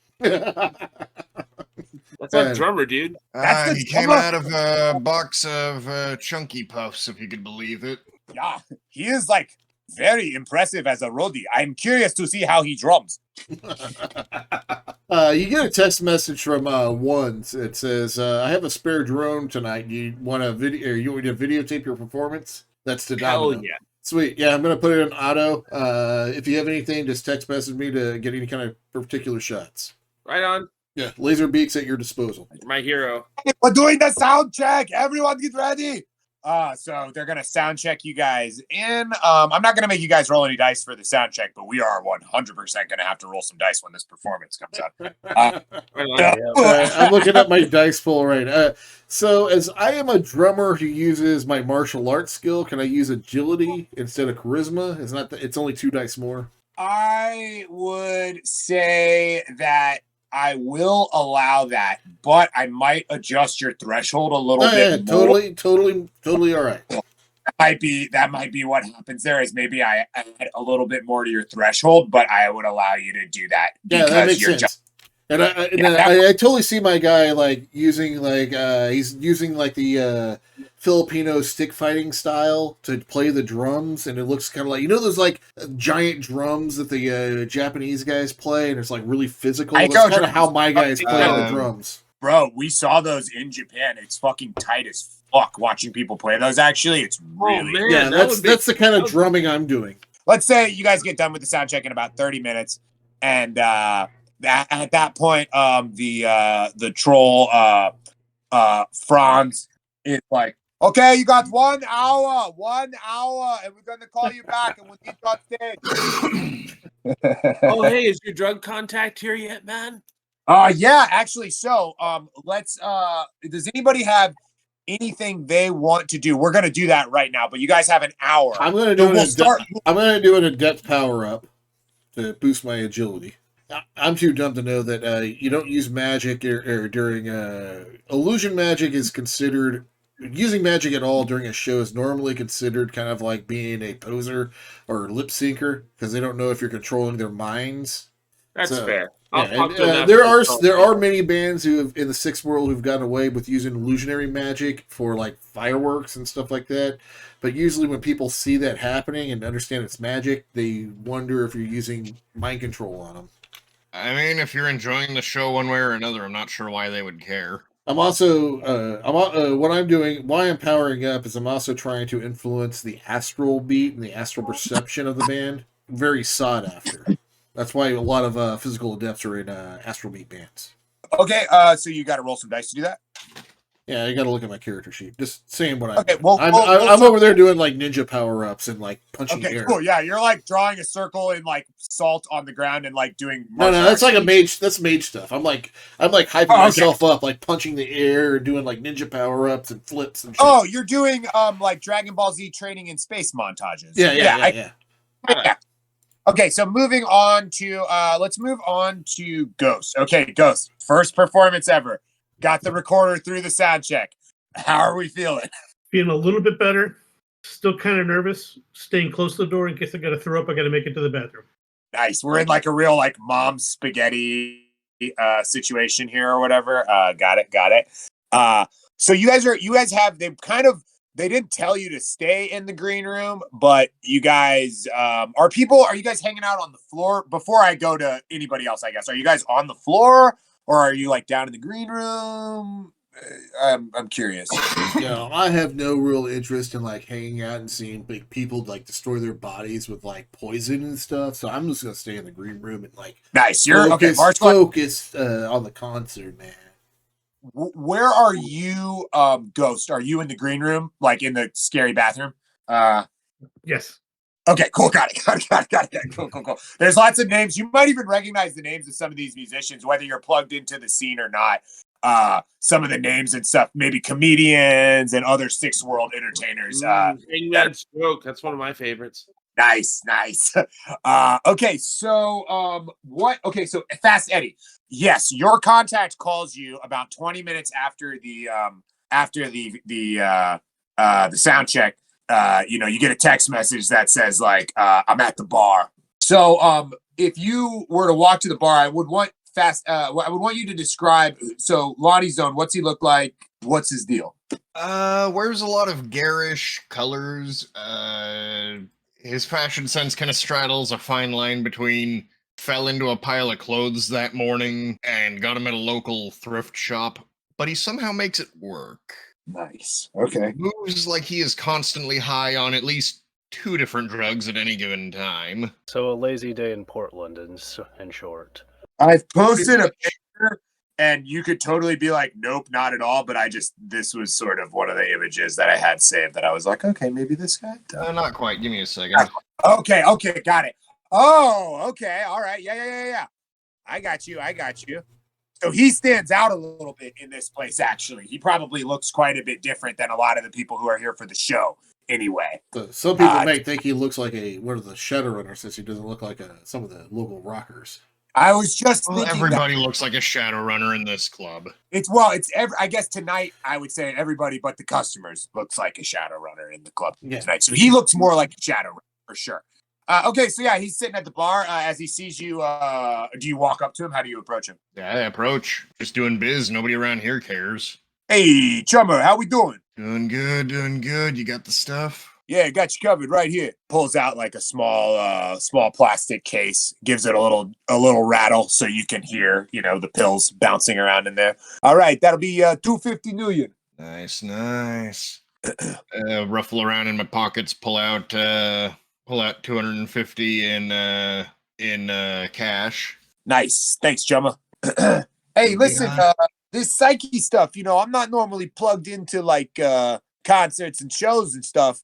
But if this is something you're interested in having me acquire for you more, I can make sure that I've got some, available in the future. You let me know. I appreciate that. I'll see if that's something my friend wants. Oh, yeah, it's for your friend, right? That's right. Let me know what she thinks of it, man. I might branch out into it if it's something that's lucrative for me. Will do. All right, Chumma, be good. Are you up there? They're at the bar? I thought you were down in. No. I'm looking down from the green room, just with disapproval. I want to see if he actually sees me. Okay. I'll be honest with you. I had pictured the green room being like in a basement, but because you want to look disapprovingly, I will allow you to be like peeking out from the bottom of the stairs or something. We'll say there's Okay, an yeah. I'm totally looking at him disapprovingly. You can just see disapprovingly. I give Like this guy. I give the little finger going no, shame on you, and get the other finger like shame on you, like rubbing it on the other one like. That They is go, not- they go back to doing what I'm doing. Eddie doesn't even notice. And he's like, I'm He doesn't give a shit. okay. So then we've got Winters. Winters, you've got about an hour here. What are you doing? It sounds like maybe you haven't performed a lot, but you're a competent musician. So what are you doing right now with this hour of time to kill? Oh, he's probably just snacking a little bit. Not eating a ton, not getting into any of the drugs or any of that. Just having a little bit of food. Make sure that, well, he isn't like starving while trying to play. You're in the green room, right? Yeah, it shouldn't take too long to set up. Johnny It's Autumn, pretty- you want to check this out? I think that's that's what you're calling yourself now on stage, right? Johnny Autumn. And I bring you over a little orange juice, and I have like this really black liquid and like a dropper, and I drop a few drops in there. I'm like, hey man, you gotta try this. It'll really get you hyped up for the show, and it's very healthy for your body. Not gonna do any damage or anything because my body's a temple, and I take this. Winters is gonna look at him like he has two heads and is talking in gibberish. Like, get that weird hippie juice away from me. I'm having a snack. I don't want to have whatever the hell you have, hippie, diabetes or whatever the fuck it is. And I kind of look over. What's the name of the band? The other band? Chum and the and tantrums. Yeah, I kind of look over at Tum Tum and the tantrums, like, man, did we let hippies in here? And I kind of like look around. I kind of look around like somebody farted. The Dave and Gordo kind of like, yeah, man, sort of like look at each other and then kind of like look away because they're like the band fights. Am I right? Yeah, Winters is probably. I guess it just means more for me, Choom. So yeah, I'm still kind of like focusing, so this will help me focus a little bit more and really get a good energy for the show. Winters just looks even more sketched out, like, what the hell is in it that's making him focus harder? Winters is just eating his damn burrito, or whatever the fuck from Stuffer Yeah, Shack. they Like, totally have. You're eating a Stuffer Shack burrito. There's totally whatever like the hell it is, it's retarded nothing part terribly sophisticated. He's just snacking. Mind his own. Yeah. damn No, business. This totally. guy's on about some sort of magical juice or some shit, and he's like, No, it's not magic, dude. It's just orange juice and like almond extract. You extract certain things out of the almond and mix it with the orange juice and it just shoots you up like a rocket and makes you feel good, man. What was extracted from the almonds? If I recall, I worked a case where somebody extracted cyanide from almonds and offed their spouse with it. No, we don't do that. No, we don't sell that kind of stuff over at the GMC, man. We sell the good stuff. This is the, I'd have to go and talk to my manager about what's actually in it. Yeah, that's a cool plan. Don't, whatever that is,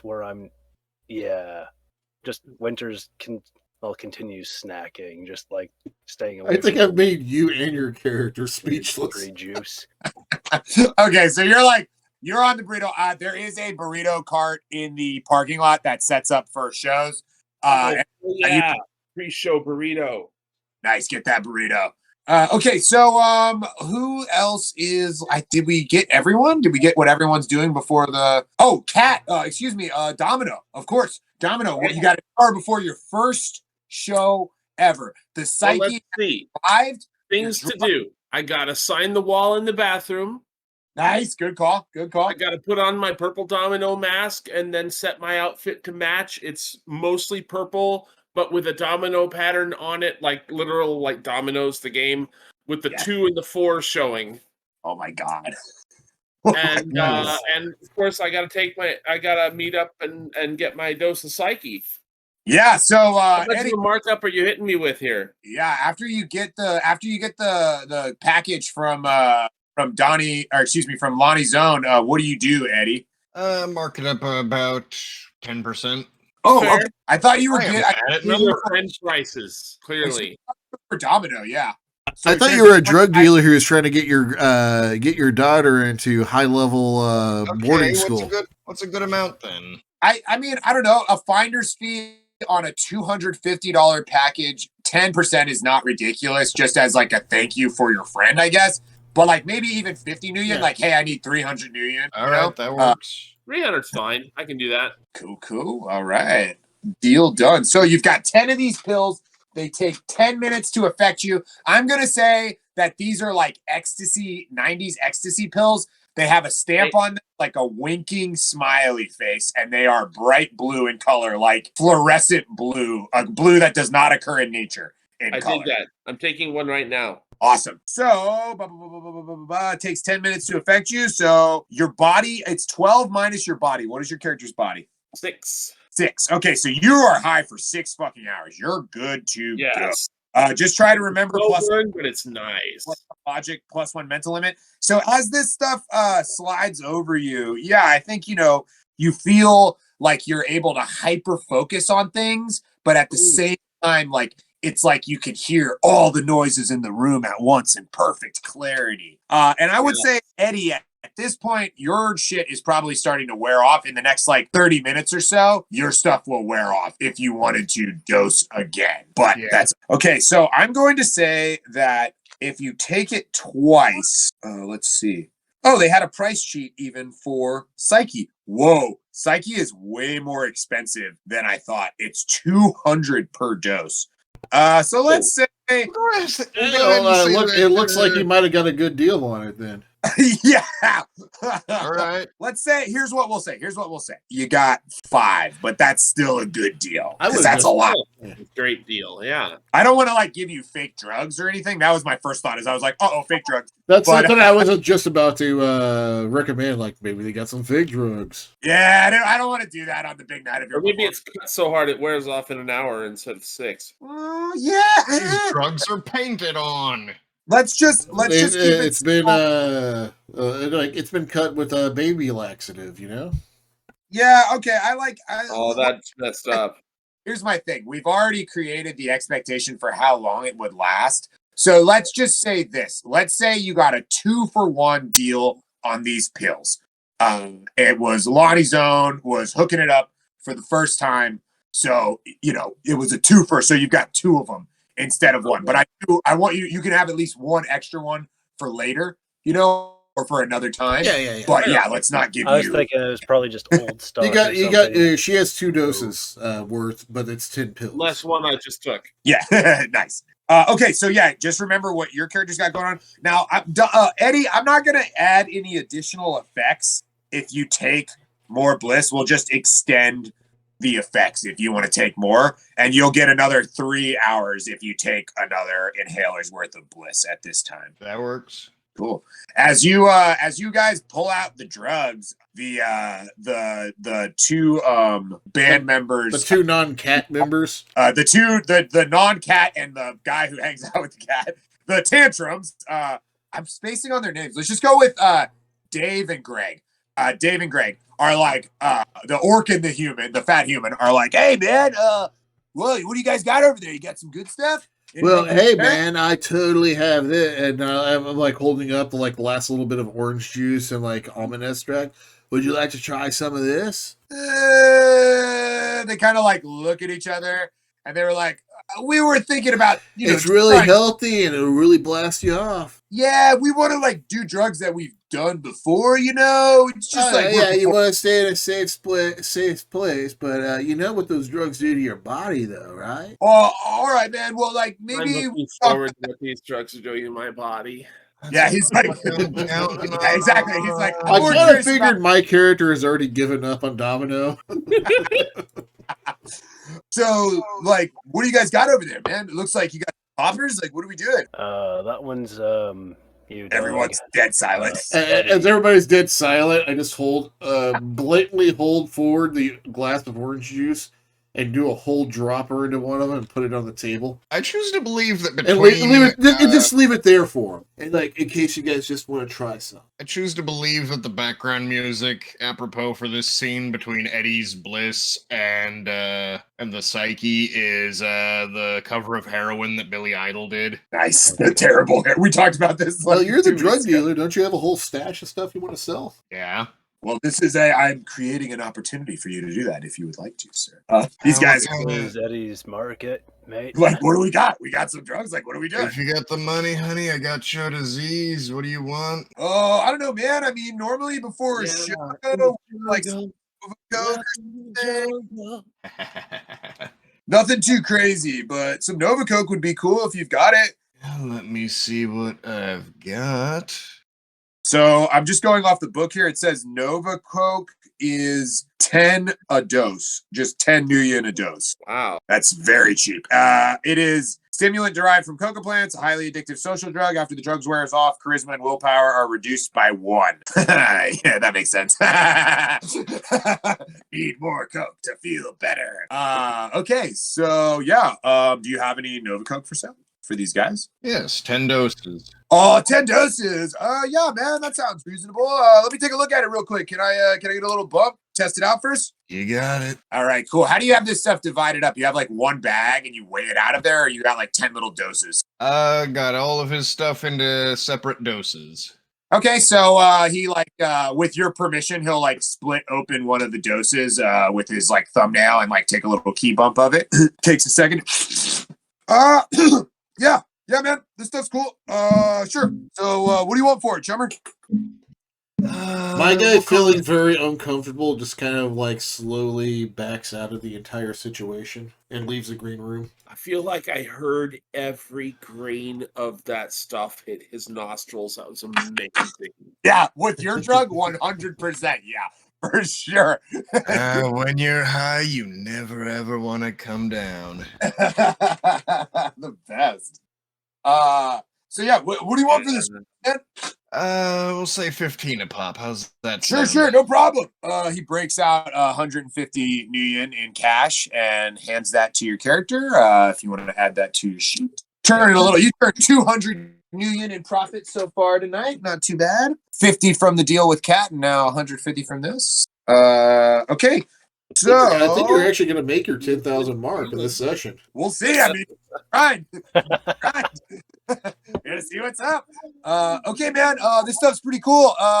We're gonna hold off on it until right before our set, because it usually wears off pretty quick. But yeah, maybe afterwards, if we're all partying, we'll grab some more stuff from you. Sounds good. Sounds good. Cool. All right, guys, we're gonna go get in the mode before our set. We've got to do our thing and get ready. So we'll be listening. We'll be watching you guys on the monitor. So good luck. Let's go. Unexplained existential dilemma. Right on. All right, guys, y'all get high five stuff. And but I want to be clear. Actually, let's make a perception check really quick. Everyone, I'm gonna call for one more perception check really quick. So just FYI, after leaving the green room, my character went outside because all the poison and destruction of their bodies, I'm just not feeling comfortable around. So I'm kind of like sitting out front, kicking rocks. Okay, got it. 3 hits. Do I need to make a perception check outside? 3 hits. If you're outside, no ones. You do not. Too much hyper focus for me. Okay, we got 3 hits from Ghost. We got 3 hits from Eddie. I have done the correct amount of drug. What was yours, Domino? I Okay. got nothing. Oh yeah, you're fucking high as fuck. Okay, cool. Yeah. Okay, so everyone but Cat, you're just noticing that your hands, you have individual hairs that are all standing up on the edges of hands, and you're like, the way the light plays across these hairs is wonderful. Dude, Ichi, have you ever looked at your hand? I mean, really looked at your hand? Exactly. I'm not actually there. Everyone rolls 3 hits. You guys all notice. So Ghost, Fast Eddie, and Mr. Winters, you all notice that the other 2 band members do all the talking, and that Chum Chum seems to just kind of hang around. And then when everyone's doing the high fives, Chum Chum does the high fives, like, you know, and is like knuckle bumping everyone and stuff, has a smile on his face. But the three of you notice that his eyes are like not even looking at you. Like he looks like he's staring at something behind you. I love it. And it's almost unsettling for you, Eddie, as someone who's high. You notice it, but maybe you're fucking high, so you're just like, I don't know. Or maybe you notice it and you're like, that's really weird. And then you're almost fixated on it. But the sober characters, you would think that this guy was on drugs. Like, as the sober characters, Ghost and Mr. Winters, you would be like, this guy. Ask, just by how dumb my character is, does my character know he's a cat? I mean, nobody knows anything yet. Okay. Nobody knows anything yet. I believe it. I don't know if I know it. You left the room. Because it would be hilarious if just suddenly, like, my character walks in, like, hey, how's it going, Choom? And, like, goes down and, like, high fives the cat, and the cat gives him a high five. The cat, like, knuckle bumps your Yeah, totally ignore the actual person. Like, I knew it the whole time. But, yeah, so on that note, those three guys head into, like, a separate, you know where those guys head? They head down the hallway that you guys were told by the bouncer not to go down with the scary flickering light. And you hear a door open and close. They enter a room, presumably down that hallway. And now I'm going to call for a break. Okay, so we are 10 minutes from the show. Okay, now, before we I thought we were 10 minutes before. I thought we were going to the show after this. Like, people are getting, like, ready for the show to start. You know, they're doing all the final sound checks. The guy runs out and is like, mic check on the thing. So the venue's almost ready. I'm going to send you guys a picture, which is from the 5th edition Shadowrun GM screen cover, which is totally fucking a kick-ass picture. And it is of a bigger... So the venue's not this big, right? But it's an awesome picture. Oh, yeah. Yeah, They're using a fisheye lens on that, though. Yeah. There's no islands with like go-go girls dancing on top of them, like above the crowd and stuff. But picture, it's that's totally one sitting there with the giant beer. That's your boy one's right there with the giant beer, right? Yeah, and there's like, and I like this picture because there's clearly like Shadowrunners in the crowd doing Shadowrunner shit, but then there's also just like Sixth World crowd. Like there's this orc holding a beer. There's this elf guy with like weird like bulbs growing out of his head, and like a giant female troll standing over the crowd, like with her arm raised up. It's a great picture, very evocative. Yeah, it really is.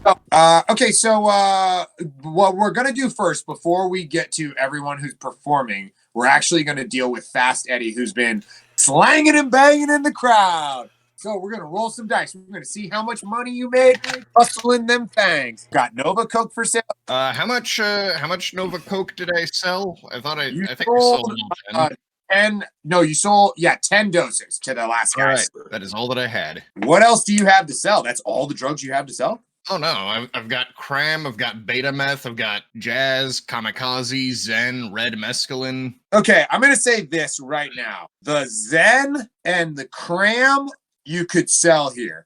If you had any bliss, you could sell them too. Jazz is a stimulant. I'm gonna say, do you have any BTLs? My other character will buy BTLs. That would be the other one that I. Oh, that's your business to sell BTLs. Oh, that's nice. That boom, nailed it. Deep cut.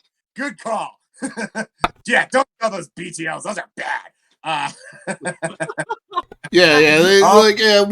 One's my primary character. Like, you'd probably buy your entire stock of BTLs and has the credit or the script for it. But he's got when you go and offer him when you're going to the bar trying to sell drugs and you're like, and offer one some, he kind of looks at you like, fucking primitive. Okay, so you've got Zen. Zen is a psychedelic hallucinogen popular among those looking to escape reality or seeking a trance-like state.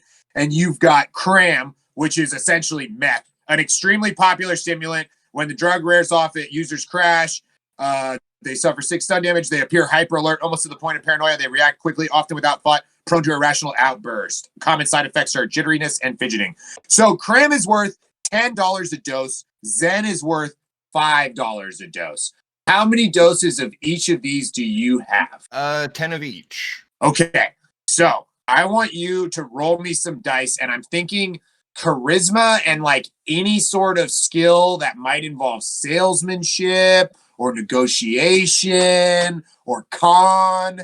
Maybe not con so much. I would say negotiation I would is love probably con. the best one. Con, deception, negotiation, business, Business, streetwise Yeah. would be I'm another gonna one I hear would allow. negotiation. Yeah, negotiation if you got it. Yeah, how many hits you get? 3 hits. What the fuck is it with me rolling 3 hits on goddamn everything? That's You've weird. rolled on everything so far. Okay, so 3 hits on that. So, and you had 10 doses of each. Yes. I'm going to say that you're able to sell your entire stock, man. I thought you were going to have more. I thought you were going to have more. But yeah, you're able to get rid of all of that. So add 10 of the cram. So that's 100 for the cram and 50. So add another 150 to your Nuyen that you've earned. Now, additionally, as you're moving around the crowd and seeing different people offering drugs to different people, selling, wheeling and dealing, I want you to make a perception check. And I want you to, it's going to be a little tougher because the crowd is full now. So, I'm going to set the threshold a little higher starting now for tests like this. I'm just letting you know. Since you're crushing it on every test. 5. You get to know all my plans. So there are you 100% now that you've been told dwarf go gang, and you know that you're looking for these dwarves, or at least you know they're here. You see several dozen of these dwarves. I mean, we're talking, how many hits did you get? 5? I'll tell you. You see about 20 of these dwarves here. We'll say about 20 of these dwarves. They are wearing biker style cuts, like leather cuts. And the cuts, they say Sons of Gimli on the back. There's a large, like a sort of a Nordic runic sort of symbol of an axe that's on the back of all their stuff. And they're tough looking individuals. None of them that you see are openly, visibly armed, but they all have scars, tattoos. They look very tough and like a battle-hardened sort of group of gangers. And they're mostly sticking in a large group that's right at the front of the stage. It's safe to say that we're hip deep in trouble. So, additionally, you got 5 hits, huh? Yep. Okay.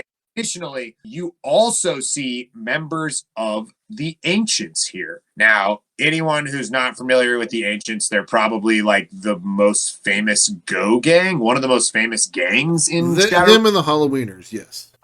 They're one of the most like popular, iconic gangs. It's a primarily elf gang that is a Go gang, so a biker gang.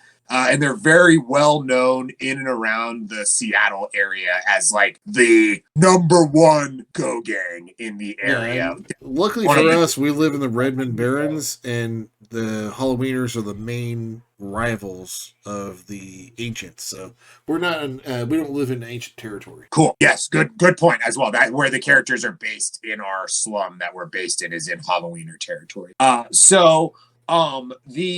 You see at least 10 Ancients, and it's kind of the same thing. They're wearing their colors, and they're kind of off way towards the far back of the crowd, like on the opposite end of the dance floor from the Sons of Gimli.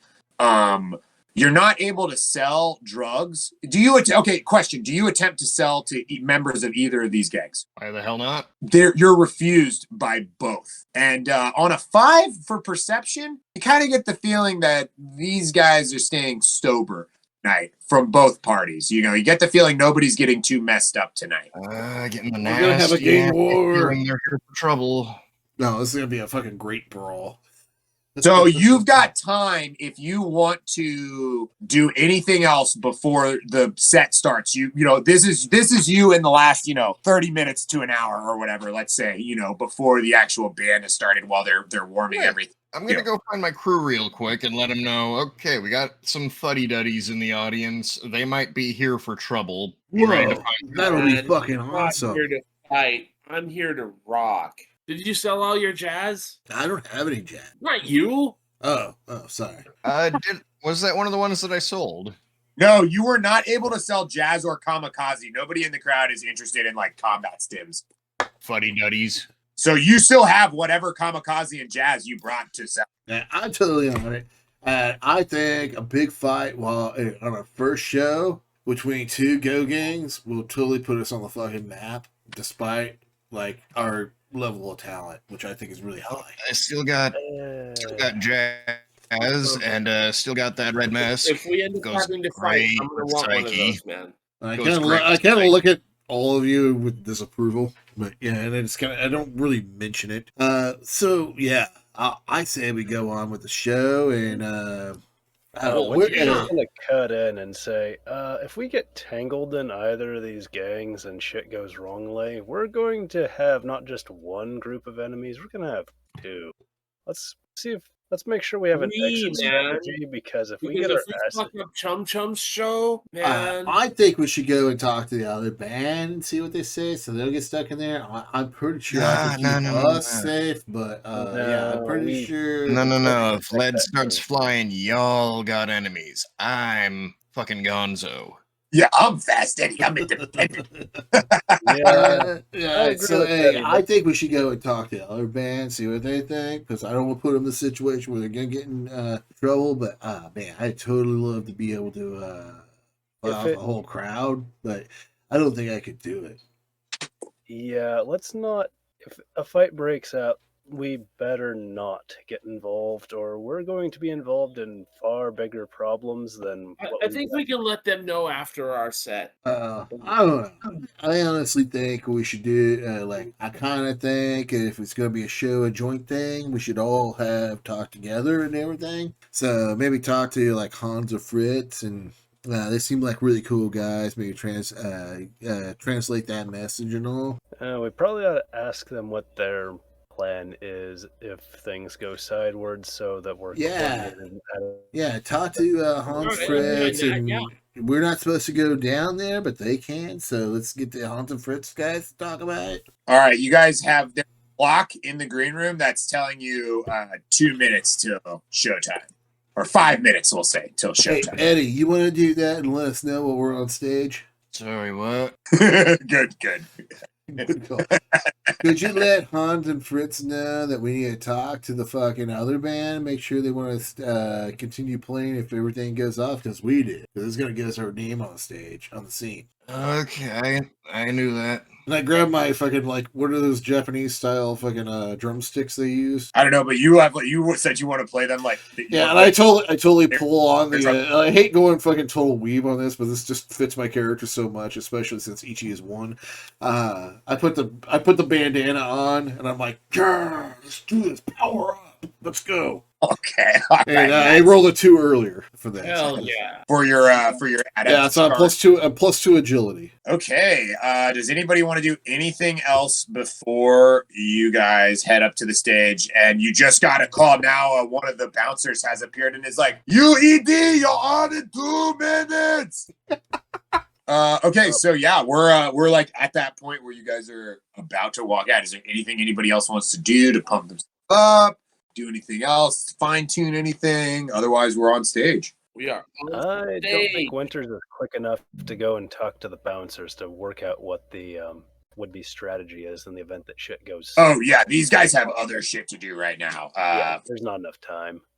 Yeah, for sure. Okay, so we're gonna get you guys up on stage now. Eddie, what are you doing while they go up on stage? You're the only one who's not on stage performing, so what are you doing? Laying low in case trouble starts, and waiting for a chance to talk to the people who are running things. Are you in the crowd? Are you like, where are you? I just want you to are you like the bar? Are you staying close to the stage where we're at? Are you mingling with the crowd to kind of disappear? Are you watching the exit? What are you doing? Trying to sell some more drugs where possible, but probably not running into much success there. Yeah, now that the show's like about to start, people are definitely focused up on the. I'm gonna do as we're warming up. I'm gonna do a little like try to warm up with the drums, and let me throw some dice real quick. Agility plus drums. These are big old like Japanese, the Japanese style, like not a drum set, but the Japanese style, like those taiko drums, right? Yeah, taiko, is that what it's called? Taiko. Oh, I think with a T, I believe. Taiko. Yeah. Okay. I didn't plan this character going like super wee, but that's the way it's going. So performance 1, agility 4 plus 2. And now I want to be So I'm clear. throwing I'm not 7 calling- dice. Yes, but what are you doing it for? I'm just trying to get the crowd to get ready for our band and kind of like hyped up for it. Okay, so what you're doing is like the band's on the stage, the crowd has grown a little silent. and No, you're we're like- kind of getting on stage. I'm like the first person there because I'm like all like super hyped up on fucking like adept powers. So I'm like I'm moving like speed of light right now. Okay. So I just like- zoom right over to the stage. you I'm wanna, like, I'm getting the band all. I'm trying to get the crowd hyped up as everybody comes out. So I'm like, like when they have those drums on the Seven Samurai and they first come out of the fog when the bandits first see them, that kind of thing. Like, Okay. All right, roll it up. So you're gonna roll performance plus what? You've got agility 4 hits. Right on. Or your Slavo of drum strikes silences the crowd. There's some murmuring, but there's probably about 1,000. You said that the capacity is about 1,000, so we'll say it's at full capacity. There's about 1,000 people in there. And now you only hear the low murmurings, and the lights on the stage have gone down a bit. And as the rest of the band sort of walks on to make their entrance. So what are you guys doing? Like, what are we? Where are our positions on the stage? Front and fucking center. Okay. How you doing, Shadow Luck Club? There's like there's a pretty good based off of one's initial drum strike. People are like, you get a good reaction from the crowd, maybe better of a reaction than you'd expect from a band that like nobody's heard of until tonight. And there's a bit of a roar. There's like a low, yeah, good energy coming forward. Okay, where's everyone else? So the drums, I assume, are kind of set up like to the back. I figure I have like to the back, and I have kind of 3. It's not like like I said, it's more of the Japanese style drum. So I'm like, yeah, I'm like fighting the drums kind of thing. Yes. That's what I was just gonna say. Okay, cool. Where are you with the bass guitar, Mr. Winters? He's certainly not front and center, but he's probably somewhere in the middle, probably. Okay, all right, you ready to rock? Where are you with the recorder, Ghost? This is the one I'm the most curious about.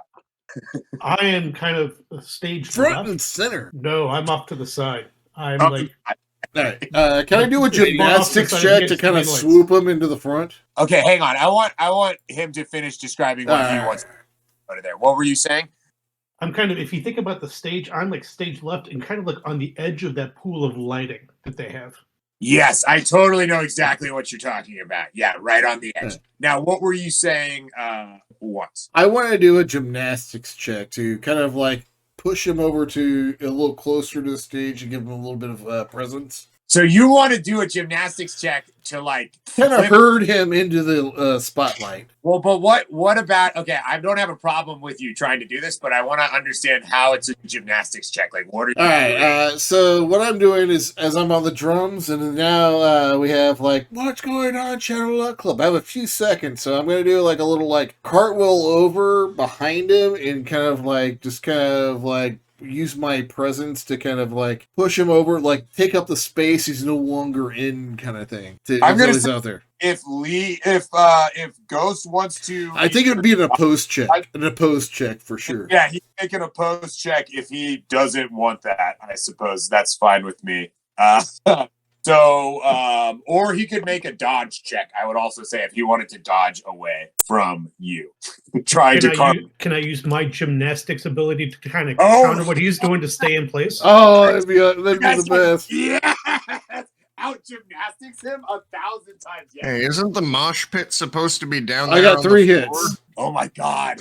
Yes, you're able. You see him coming, And you're some like, reason I rolled in musical ambient. So This asshole thinks sorry about that. he thinks he can cartwheel to your space, but you actually realize through your extensive, apparently, gymnastics training that you're like, oh, I know exactly where that Ty cartwheel goes to the fender, so I wasn't able to do that while I maintaining. got three hits on my dodge. Oh, So You like I was trying to basically- maintain like the coolness of the show and try to bring you out there, but I couldn't do it without actually messing up like how cool the gymnastics look. So I kept going. So I'm going to say this as well. As you guys do this, you hear people in the front of the crowd being like, "Whoa, what are they doing up there? They're doing like parkour or something?" Yeah, we're like totally parkouring like ninja shit on stage. Like, all right, yeah, people seem kind of into it. There's definitely Then I look, I have both those little drumstick or giant drumsticks in my hand. I'm like, all right. So as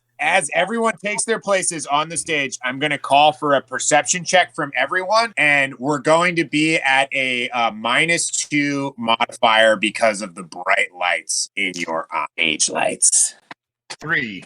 I got it. Donuts for me. Eddie not at a -2 because Eddie is in the crowd. Oh, excellent, Daddy. Good for you. You said perception at -2? Yeah, -2. 3 hits. 3. I'm edge 6, apparently. Wow. Okay, we'll get to you last. So we got a 3 from Ghost. We got nothing from Domino, who is just entranced by the lights now. The bright lights are upon Much light. You now have everybody's attention on you. You're feeling it. Yeah, we're gonna get to you in a second because I've got something very specific I want to address with you. I'm doing my shit about the other band and how great it is to be here and all that bullshit. Nice. And okay, so you got, what was it, ones? What was your perception check? Oh, I had a fucking big old 0. Oh, okay, got it. So you're very into your drumming. So I have no idea what's going on. And I probably have no idea that Lee's character is trying to stay off stage. I think you're hyper focused on this weird looking chick at the bar that's dipping fries in her rum. What the fuck? Yeah. That's totally Good what call. I see. Good call, I'm Max. upset. Okay, so we got 3 hits. On 3 hits, Ghost. You see the people in the front, the Sons of Gimli members, the dwarves in the front. They look to be pretty pumped. You're getting a good feeling off of these guys and their energy. And you also notice these ancients, and maybe it's because you're an elf and they're elves. I don't know. You feel like they're kind of looking at you a little bit, and they've kind of moved in a bit from the back where they were lounging. And you feel like maybe they're on your side of the stage, but they're still on the back side of things, if that makes sense. But they're on your side of the stage. And you feel like their eyes are kind of on you in particular. Now, on 6 hits, Winters, despite the bright lights of the stage, you see very clearly that there is a tension in the crowd between the Sons of Gimli members and the Ancients. You can see that the Sons of Gimli members are kind of like, I don't want to be height, I don't want to say mean things about their height, but they're not, they kind of need like a boost up to kind of see what's going on behind them. So some of them have been kind of like jumping up onto the guardrails a little bit and sort of using it like they're standing on a fence and kind of looking over their shoulders. And you see them really looking at the Ancients. And if you look at the Ancients, you see the same thing. You see that the Ancients are really standing on their tiptoes, on the very edge of the back of the crowd now. But their attention is split between Ghost and the Sons of Gimli, and you have a feeling, that a fight could break out. That is your feeling based on that perception check. It's that feeling like kind of before something bad happens, where you're like, this could go that way. And because you rolled a 6, I also want to say that you don't see security. You don't see either of the bouncers. You haven't seen either. Hans and Fritz knows what's going on, and they're not going to get involved because they're going to die. You have a feeling like they might be. That German efficiency just kicked in. Yeah, they're like, we must stack boxes outside right now. Yeah. And now we're going back to Ed in the crowd. Eddie, what was your roll? Fast. What was your roll for perception? And you weren't at a negative because of the lights. You were in the crowd. 1 second. I rolled 5, thinking I only needed to roll 5. No, you have full eyes. I still only got a 3.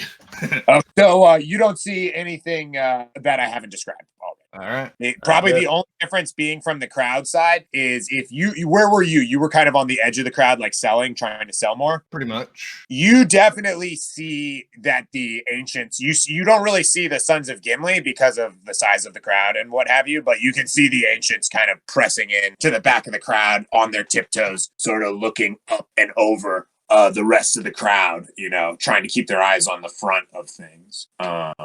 And you also know the presence of security lacking at this time.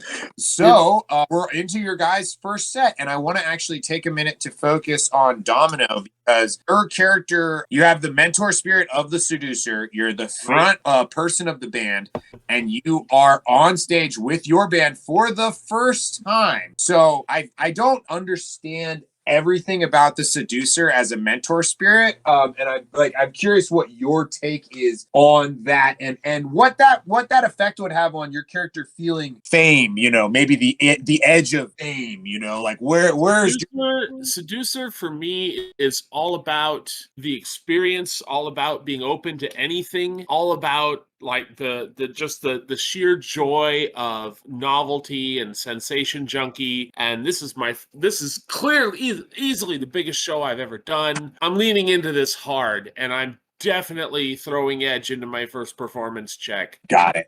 Because I want to sell this completely. This is what I've dreamed of. This is at a why mechanics I've been level. What's your my dice pool? thing. What's your dice pool? Are you below 10 or above 10? I'm at 10 without edge at charisma All plus right, that's performance. really 50-50 on outcome. Which one will improve you better? I would always say post edge, but yeah. Oh, I'm pre-edging. I already know I want to nail this, and that puts me at. So I do have one more question really quick before we roll these dice, and this is probably this is fun for me because I've never rolled Shadowrun dice to like see what a band does, so I'm kind of excited. There is mechanics on this if you want to hear it. Yeah, we'll circle back to that in one. All right. I want to say, to Kat for Domino here, you really feel your mentor spirit's eyes, so to speak, on you. You feel its presence in this moment, and as a follower, especially on the drugs. Yeah, I was just gonna say,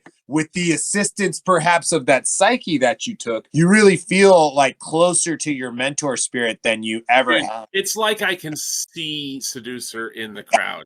Yes, like the seducer is in the crowd watching you right at the front, and this is your time. This is your make or break moment. But you know that your mentor spirit eyes are upon you. And, we might, depending on how your performance goes, you feel as though maybe this could grant you further gifts from your mentor spirit, or push your mentor spirit further away from you and force you to work harder. So, real quick, because we're doing a teamwork test. Yeah, I want to know. Yeah, me. This is a team action. So, what is our now? I want to also take note, is anyone on drugs that affect their limit? But on 412, psyche is +1 intuition, +1 logic, and +1 mental limit. We have a social limit of actually Domino. What's Domino's social limit? Again, I'm pre-edging, so my limit's going to go away. Yeah, so that one doesn't matter. But just to get a good target number for the GM, what would be your normal social limit? 7. So I would say to get 5 to be like, okay, you're good. 10 to be like, oh, wow, yeah, you got our interest. 15, we really got them rocking. If we get a 20, we have fucking rocked the fucking crowd. I'm going to use a pretty similar scale, but I'm going to make it harder for you to really rock the crowd for a couple reasons. One, first performance ever. All right. 2, the crowd tonight is a different crowd with all these bikers. Real quick, what you got to do is put us on negative dice pool modifiers, not negative threshold. Okay, that's fine. So I'm just saying, when you're looking at like this many hits, like I'm going to make it a little bit harder, and I'm just explaining to you why. I'm just saying rules as written. You do what you want. Sure. I'm just trying to say as rules as written. Sure. Trying to help you out on that. Sorry. I think additionally, the fact that the crowd is a pretty rough crowd tonight is going to make it harder to really rock it. And I don't want to set you guys up like you can't do this, right? It'll be easier for Chum Chum and the Tantrums to get this crowd rocking than it'll be for Unexplained Existential Dilemma to get the crowd running. And that's just because you guys are a new band. And nobody knows who the fuck we are. There's nothing wrong with that. But you're capable of blowing the socks off of everybody here. and I wish you luck. This is a really weird thing that we're rolling dice for. So what I'm going to say is I think we're going to just say a -2 for everybody. You said that's how you would do this Yeah, one. I would do a -2 dice pool, but not Negative. threshold. So we're going to go -2 to the dice pool, and that's for everybody under the bright lights. Everything else. Now, Domino, you are not affected by this -2 because you are feeling this moment. The seducer is watching you, eyes on you right now. But everyone else in the band, first time jitters, combined with just the crowd and everything else, is at a -. So we're gonna have you guys all roll some fucking dice. 3 hits. 7 hits. Any 6s? 1 6. I'm gonna. Oh, should I edge that? No. I got 3 out of 2. I'm not gonna edge that. I got 7. That's solid for 16 dice. That's nice for 16 dice. Ooh, okay. What'd you get? What else? I'm sorry. 7. So you're at 10 right now. What do We're we at got? 11. We're at 11. So everything's on winners. Oh, one hit. Hang on, We have I rolled 12. the wrong thing. Okay. You Yeah, can that's do it. I synonymous. believe in you. The power of The dice friendship. pool was synonymous regardless. How does the post edge work in this regard? Every single dice that is not a hit, you get to reroll, and you have no limits. That would be 4 net. 4, we're at 11, so that's 15. 15. So wait, we haven't gotten from Ghost yet, right? Has Ghost I rolled? had 1. Oh, Yeah. I would, putting this out here, anybody who gets 1 hit, I would say post edge for sure. And you would reroll all the dice that didn't hit. You would reroll 3 dice there. That gives me 4 2 more hits. hits. Hey, 16. okay, all right. 16 is still No, good. Still good. That's a- Okay, so I want to be clear. So we got 3 hits from Ghost, 3 hits from Mr. Mr. That I roll in musical ambiance. Oh well. It's weirdly appropriate. 3 from Ghost, 3 from Mr. Winters, 4. 3 from I'm sorry, what's your character's name once? Ichi. Ichi. 3 from Ichi. So we got 9 there, and then we got 7 from Actually, I think Mr. Winter said 4 hits. 4 hits. So that's 1 hit initially and Oh. picked up 3 more. Oh, Three. okay. So we're actually at what was it? 16 plus 3 would be 19. Oh, 18, Wow. 19 around there. I may Are have we done doing my, that I may right? have done my Okay. math wrong on that. okay. Let's add. I want to just add this up one more time. Okay, how many hits did you get, Ghost?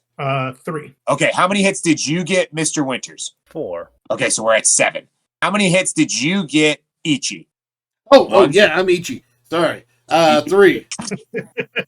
Okay, I was like, what? Okay, so we're at 10. That's 10. How many did you get, Domino? 7. We're at 17, guys. Honestly, I would. Yes. Okay, the crowd is into it.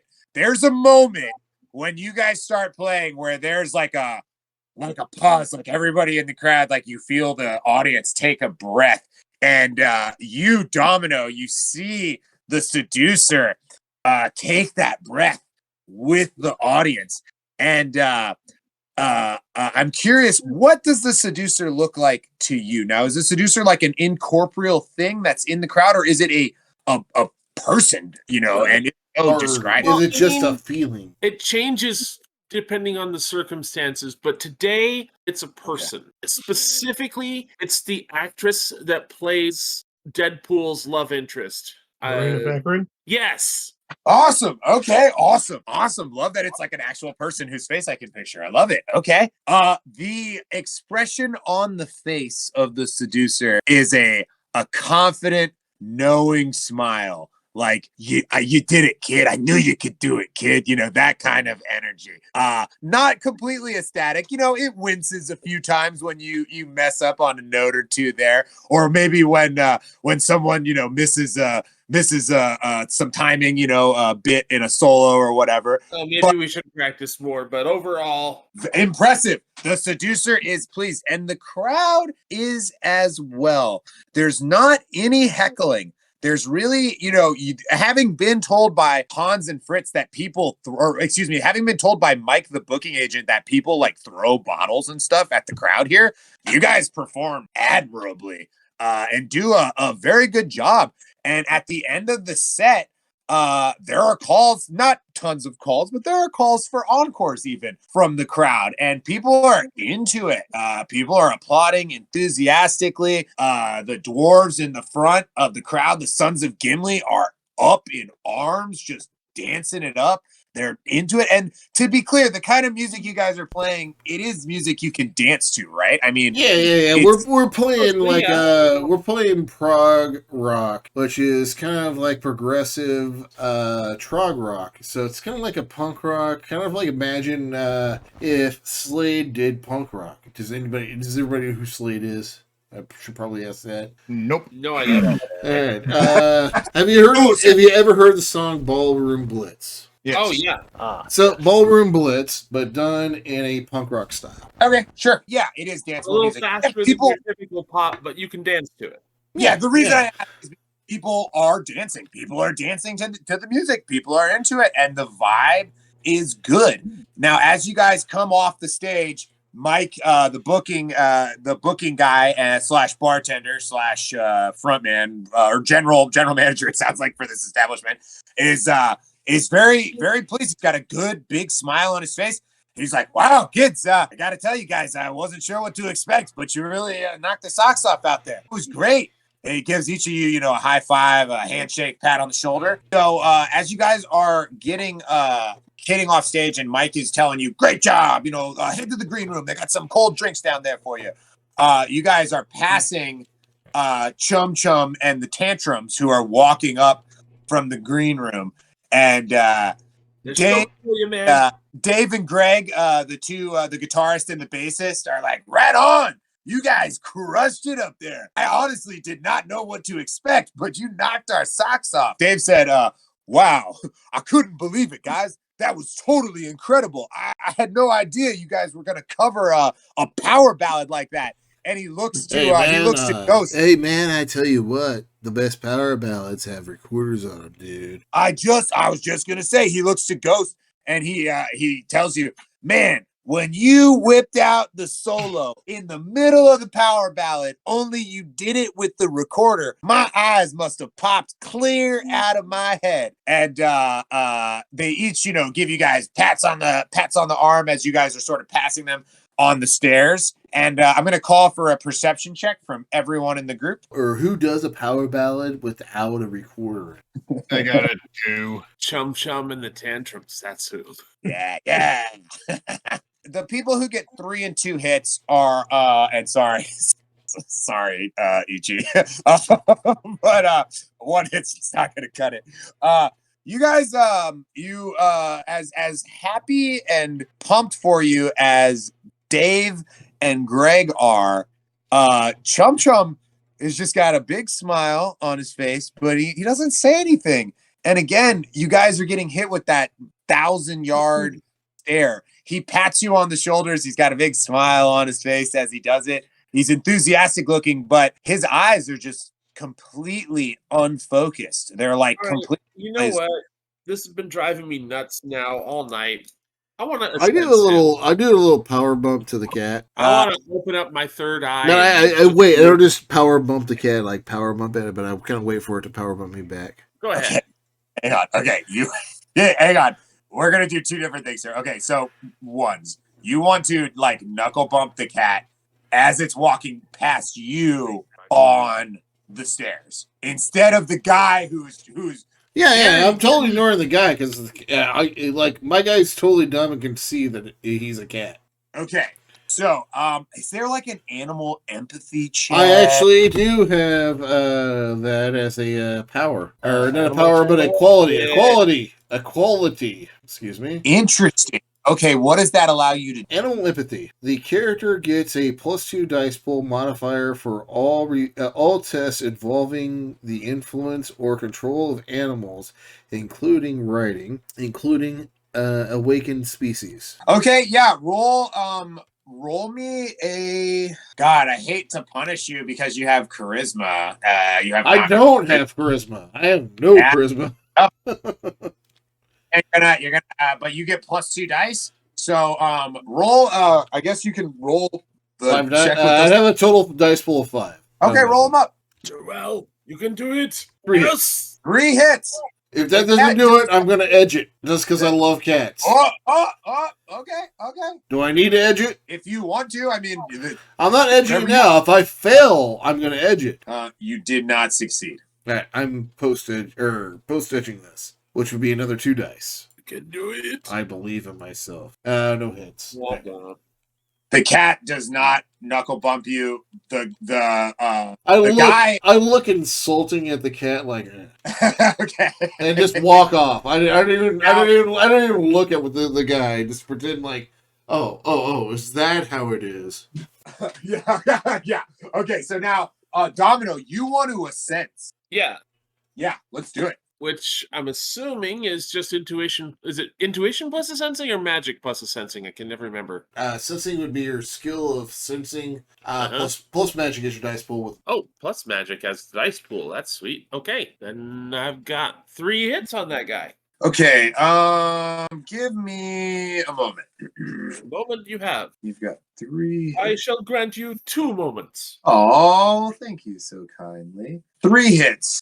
You are detecting magic without a doubt, and you're detecting magic from both the large man, and again, just as a description, the guy who is carrying this cat. This cat is like a tabby calico looking cat, and it's got a chip out of one of its ears.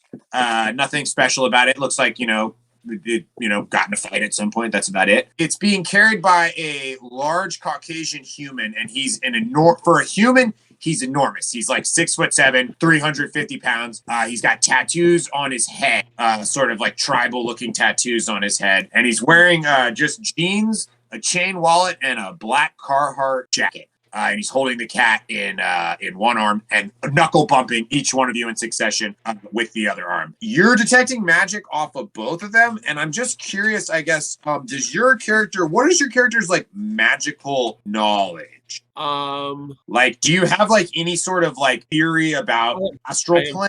Like, I have 1 rank in magical theory. I'm pretty recently awakened. I'm still, to use some real world experience here, I'm kind of believing what everybody else tells me until I reach a point where some of it doesn't fit and I'm going to have to discard it. Okay. So I'm kind of trying to jam every kind of mysticism into one coherent picture, which it's just going to fall apart soon, but not yet. So I would say that you could roll, if you want to roll a knowledge check and use that magical theory 100%, that might help you understand more of what you're looking at here. All right. Well, I've got my intuition buffed right now. Yeah, I was gonna say buffed up from the drugs. So yeah, so things are making more sense than they normally do. I've got 2 on that. You have heard things. You maybe. So how would you have gotten your 1 in magical theory?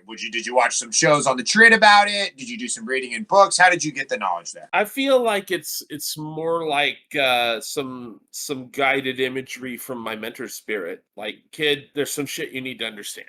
There's a feeling of this thing in front of you, and you're not able to discern whether it's the person or the or both, that has a touch of, it feels to you like an extraplanar traveler, which is something that you might have just done a little bit of reading about just because you have a 1. I imagine that's sort of like you read a pamphlet almost in like my mind. Yeah. You're like, yeah, when I was in the doctor's office and I read that pamphlet about extraplanar travelers.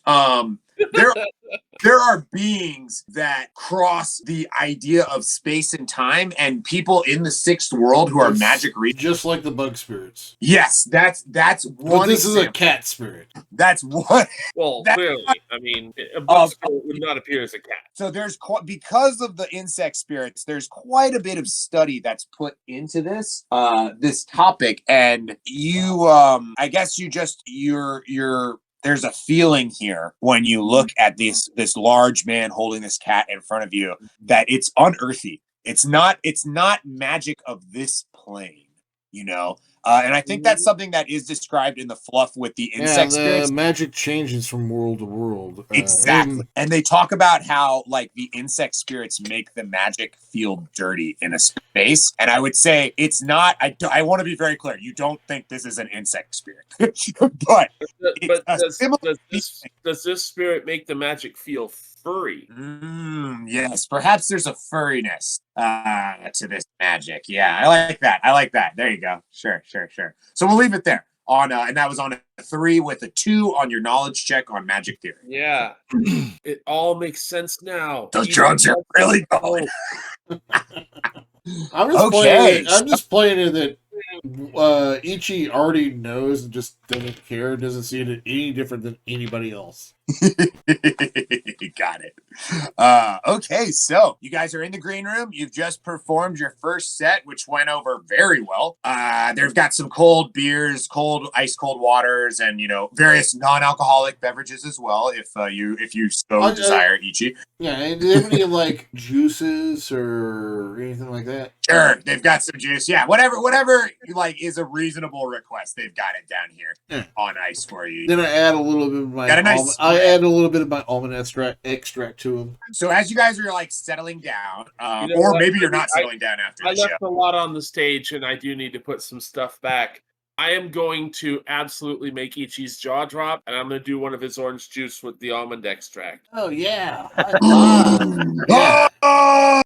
Let me know let me know what you think of that. It really gets the mind going and everything. GM, you do what you want on that one. If it's real, if it's not. Is it all psychosomatic? I don't know.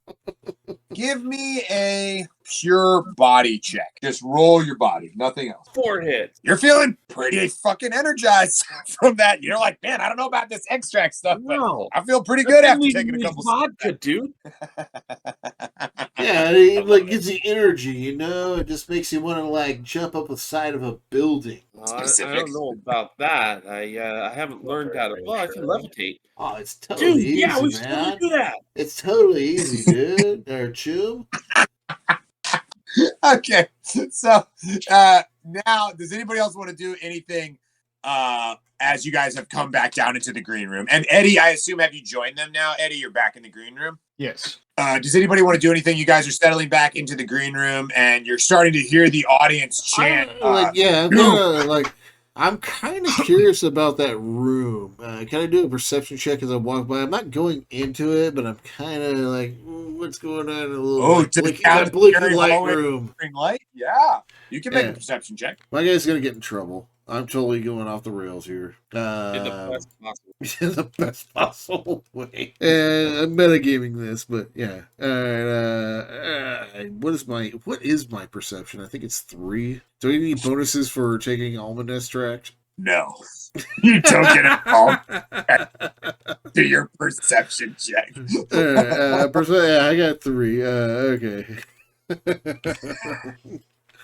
I've built up such an immunity to the almond extract. I don't really get much out of it anymore. It just doesn't work like it used to, man. Stuff used to really make me go. You get 1 hit. You don't notice anything other than it's pretty scary down there with that one flickering light at the end of the hallway. So is there any kind of like security or anything here? On 1 hit for your perception check, you don't know. All right. I'm like kind of like looking around to see if I can find like a light bulb because I really want to change that blinking light, which is bugging me. If you want to make another perception check and look for a light bulb.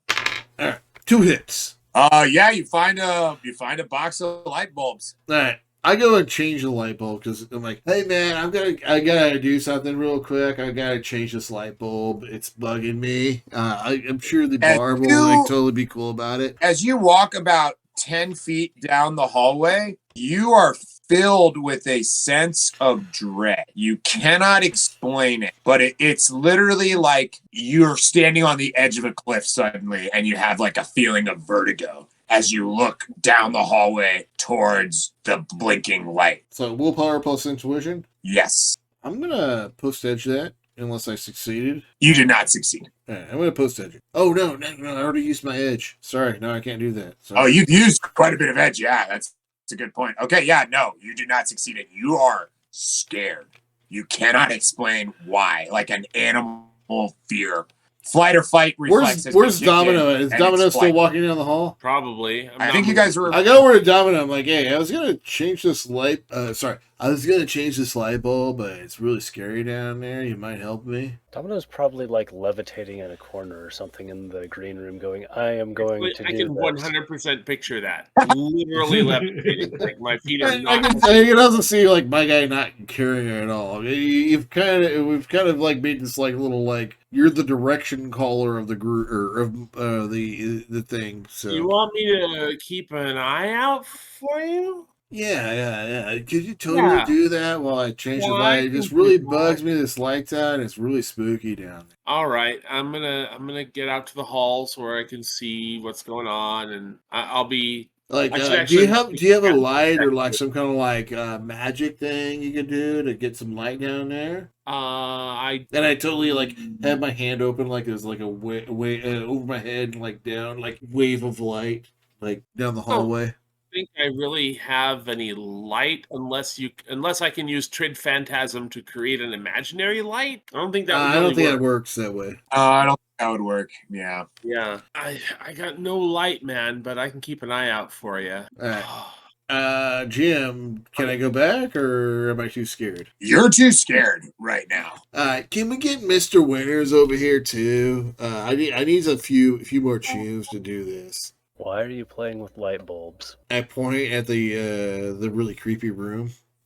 That's where the Aren't we band went, and I exclusively want to told pet the to- cat. Aren't we exclusively The told cat's to on watch- stage, man. They're like, No, I thought they were still in the room, but they didn't go on stage. No, they passed you on the way. I'm sorry. I had walked away for a second. I missed that. I'm sorry. Okay, I mean, you can go change that light bulb if you want. I was like, wow. I still want to change that light bulb, but now I need an excuse. I need motivation to do it. Yeah, we were told not to play over there. I'm not in the mood to piss off the owner. I kind of chucked the. I'm like, all right, I'll just kind of slide it in there to see, like, hey, maybe somebody will do it. You're gonna slide it in there? What do you mean? The light bulb. You want to like slide the light bulb down the Yeah, hallway? just kind of roll it down the hallway and into the room, and like, kind of like walk away Okay. from it. Okay. Yeah. Okay. I don't have a response. I've come to a fucking like dead end, so I can't do it anymore. So yeah, As, I need like, as- what's my idiot character gonna do? I'm gonna like, all right, maybe if I slide the light bulb down there, somebody's gonna change it. I don't know. All right, I got you. Yeah. So after you slide the light bulb down there, does anybody do anything? You guys, you're levitating. I'm 3 feet off the floor in sort of a lotus position, watching the hall. Awesome. Doesn't this look like kind of creepy to you? But I don't know. I want to go watch the band now. I'm kind of losing interest in this. I'm assuming that the band is on some kind of a monitor in the green room. There is a monitor in the green room, and as you guys have been, I'm going to the mosh pit if that's the case. As you guys have been in the green room, you've been steadily hearing like jump, jump, jump, jump, jump, jump, and it's starting louder as the crowd is sort of working themselves up. You're hearing like a stomp, stomp, stomp noise as well. And probably at this point, even like there's little bits of dust like falling through the cracks, down into this. You can see like the dust falling off the ceiling and stuff. So are you guys still looking at the hallway? Are you levitating? I'm going to. I think we're kind of breaking up from there. I'm going to the mosh pit and seeing like, are we doing like hardcore band like mosh pit? Or we're doing like punk rock mosh pit. Like, can I do some like? Can I use like spin kicks and stuff, or is it going to be just like a circle, or is it going to be pushing everybody? What are the rules? I kind of want to fill out the. Let's give it a sec. Give me a sec here, okay? So I want to understand now. There was Domino and Ichi were looking down the hallway, and Mr. Winters. Was Mr. Winters over there? Did you go over there, Mr. Winters? I think that I don't think Winters would go down there very much. Winters is like, yeah, have fun with the light bulb. I'm eating more snacks. I got to finish this burrito over here. Yeah, very much. We were instructed not to fuck around over there, and he's like, no, I'm not going to piss off the owner. We're not to Just go down there. And I'm too scared to go down there. I'm like, I'm not telling anybody I'm scared. And Ghost, what are you doing? I was kind of sitting back, just kind of half-heartedly watching the whole thing. But as I see everybody start to kind of go their own way, I'll take go over there and take a look down the hall and see what the whole interest was down there. So as everyone is starting to go their own way away from the hallway, there's I'm going to call for a perception check from everyone in the group. I got 1. I got 2. Should be complaining about the guys rolling. Nice. So 2 hits or more. Here's the sound of something sliding across the concrete floor of the hallway. Something scratching at the like when you push. Think about pushing a cardboard box over a concrete street. That kind of a sound. I'll look down the hall and see if I see anything down there. See what's making that sound. You see the box which Ichi had slid down the hallway It was is a light back. bulb. It was a light bulb. Excuse me, a light bulb. You see the light bulb is back at the entrance to the hallway. Apparently, this is a no light bulb zone. I think I'm gonna stay away from the weird, spooky shit. Winters is just going to go the other way, eating his burrito. Just nope. This weird shit. Yeah, this is going to be bad. Way I love that. to ignore the plot hook. Thank you. He's like, oh no, it's fine. It's literally like, yeah, I saw this episode of Unsolved Mysteries. It doesn't end Let's well. see which movie the black dude dies first. No, Go down, Winter's go probably down there, thinking, your butthole "I've will get worked turned this inside place out. I'm not before, even nope." joking. Okay, so I wanna know. So Ghost has walked to the hallway and now sees the light bulb. I want to know what everyone else is doing. We're gonna start with Ichi. What are you doing, Ichi? I'm judging the rules of the mosh pit to see like how rough. Oh, I okay. can- So you how went rough I upstairs. can. Okay, all right. I'm gonna come back. I'm gonna come back to you in a minute. Then, okay. I'm gonna deal with this first. Okay, so the people who stayed in the green room. Yeah, and Domino said it was okay, and I'm too scared of it, so I left. Okay, Yeah, got I'm staying in the green room. What are you doing, Domino, as this happens, as you're levitating in your lotus pose? Like I kept watch because Ichi asked, but since he's fucking off, I'm going back to the green room. I don't want to go upstairs because I feel like as the front person, if I go back upstairs during their set, I'm going to draw attention away from them, and that's fucked up. I wouldn't want them to do that to me. Nice. So I'm going to stay here in the green room and watch their set. Okay, cool. There's a nice big monitor, and you can clearly hear everything from where you're at. But there's a big monitor that you can watch the thing on. Okay, Winters, you're eating your burrito. Ghost is at the mouth of the face or the front of the hallway, looking at this light bulb. And Eddie, what are you doing when you hear this noise? Staying the hell away from that door mainly. Okay. Then Ghost, is there anything you would like to do? So that light bulb is right by me now? It's Like all the way back to the at- entrance? Very front of the hallway, yes. So I'll take it and I'll try sliding it back down the hallway and see if it comes back again, like a game of fetch. Oh, okay. Yeah. Okay. So you slide it, you roll, like, are you rolling it? I guess, so instead of me describing the sound, because I thought it was a box of light bulbs, it's the sound of like, glass, like a glass bottle rolling down the sidewalk, right? That's sort of the sound here that I imagine. So you roll it down, the light bulb stops flickering as you hear the light bulb above that's plugged in at the end of the hallway stops flickering as you hear the new light bulb rolling closer towards it. There's about a 10-second pause, and then you hear the light bulb rolling back towards you. Slowly, not fast, the same speed that you rolled it at, and the light bulb begins to flicker at the end of the hallway again. Not the light bulb flickering is not the one that was rolling. Yes, sorry, to be clear, the plugged in light bulb that's like hanging ominously at the end. It stops flickering as the light bulb you rolled reaches it, and it begins to flicker again as the light bulb rolls back to you. Is there a light switch by me that looks like it might be working for that bulb that's flickering down there? There are a lot of switches on the walls here, and it looks like some of them, I mean, it's hard to tell if some of them work and some of them don't, but if you'd like to make a perception check, we could 100% see if you can figure that out. I was like, because I don't want to turn off the light switch that's going to turn off the lights upstairs or in the green room. yeah, that would actually be, if you glitch, I feel like that's 100% on the table. It's like, what happened? Somebody killed the soundboard. Okay, so let's say, do you have any skills in electronics, hardware, anything like that might be applicable here? I have one skill in hardware. I do have perception as a skill. Oh, okay, yeah. So let's do some perceive. Only one hit.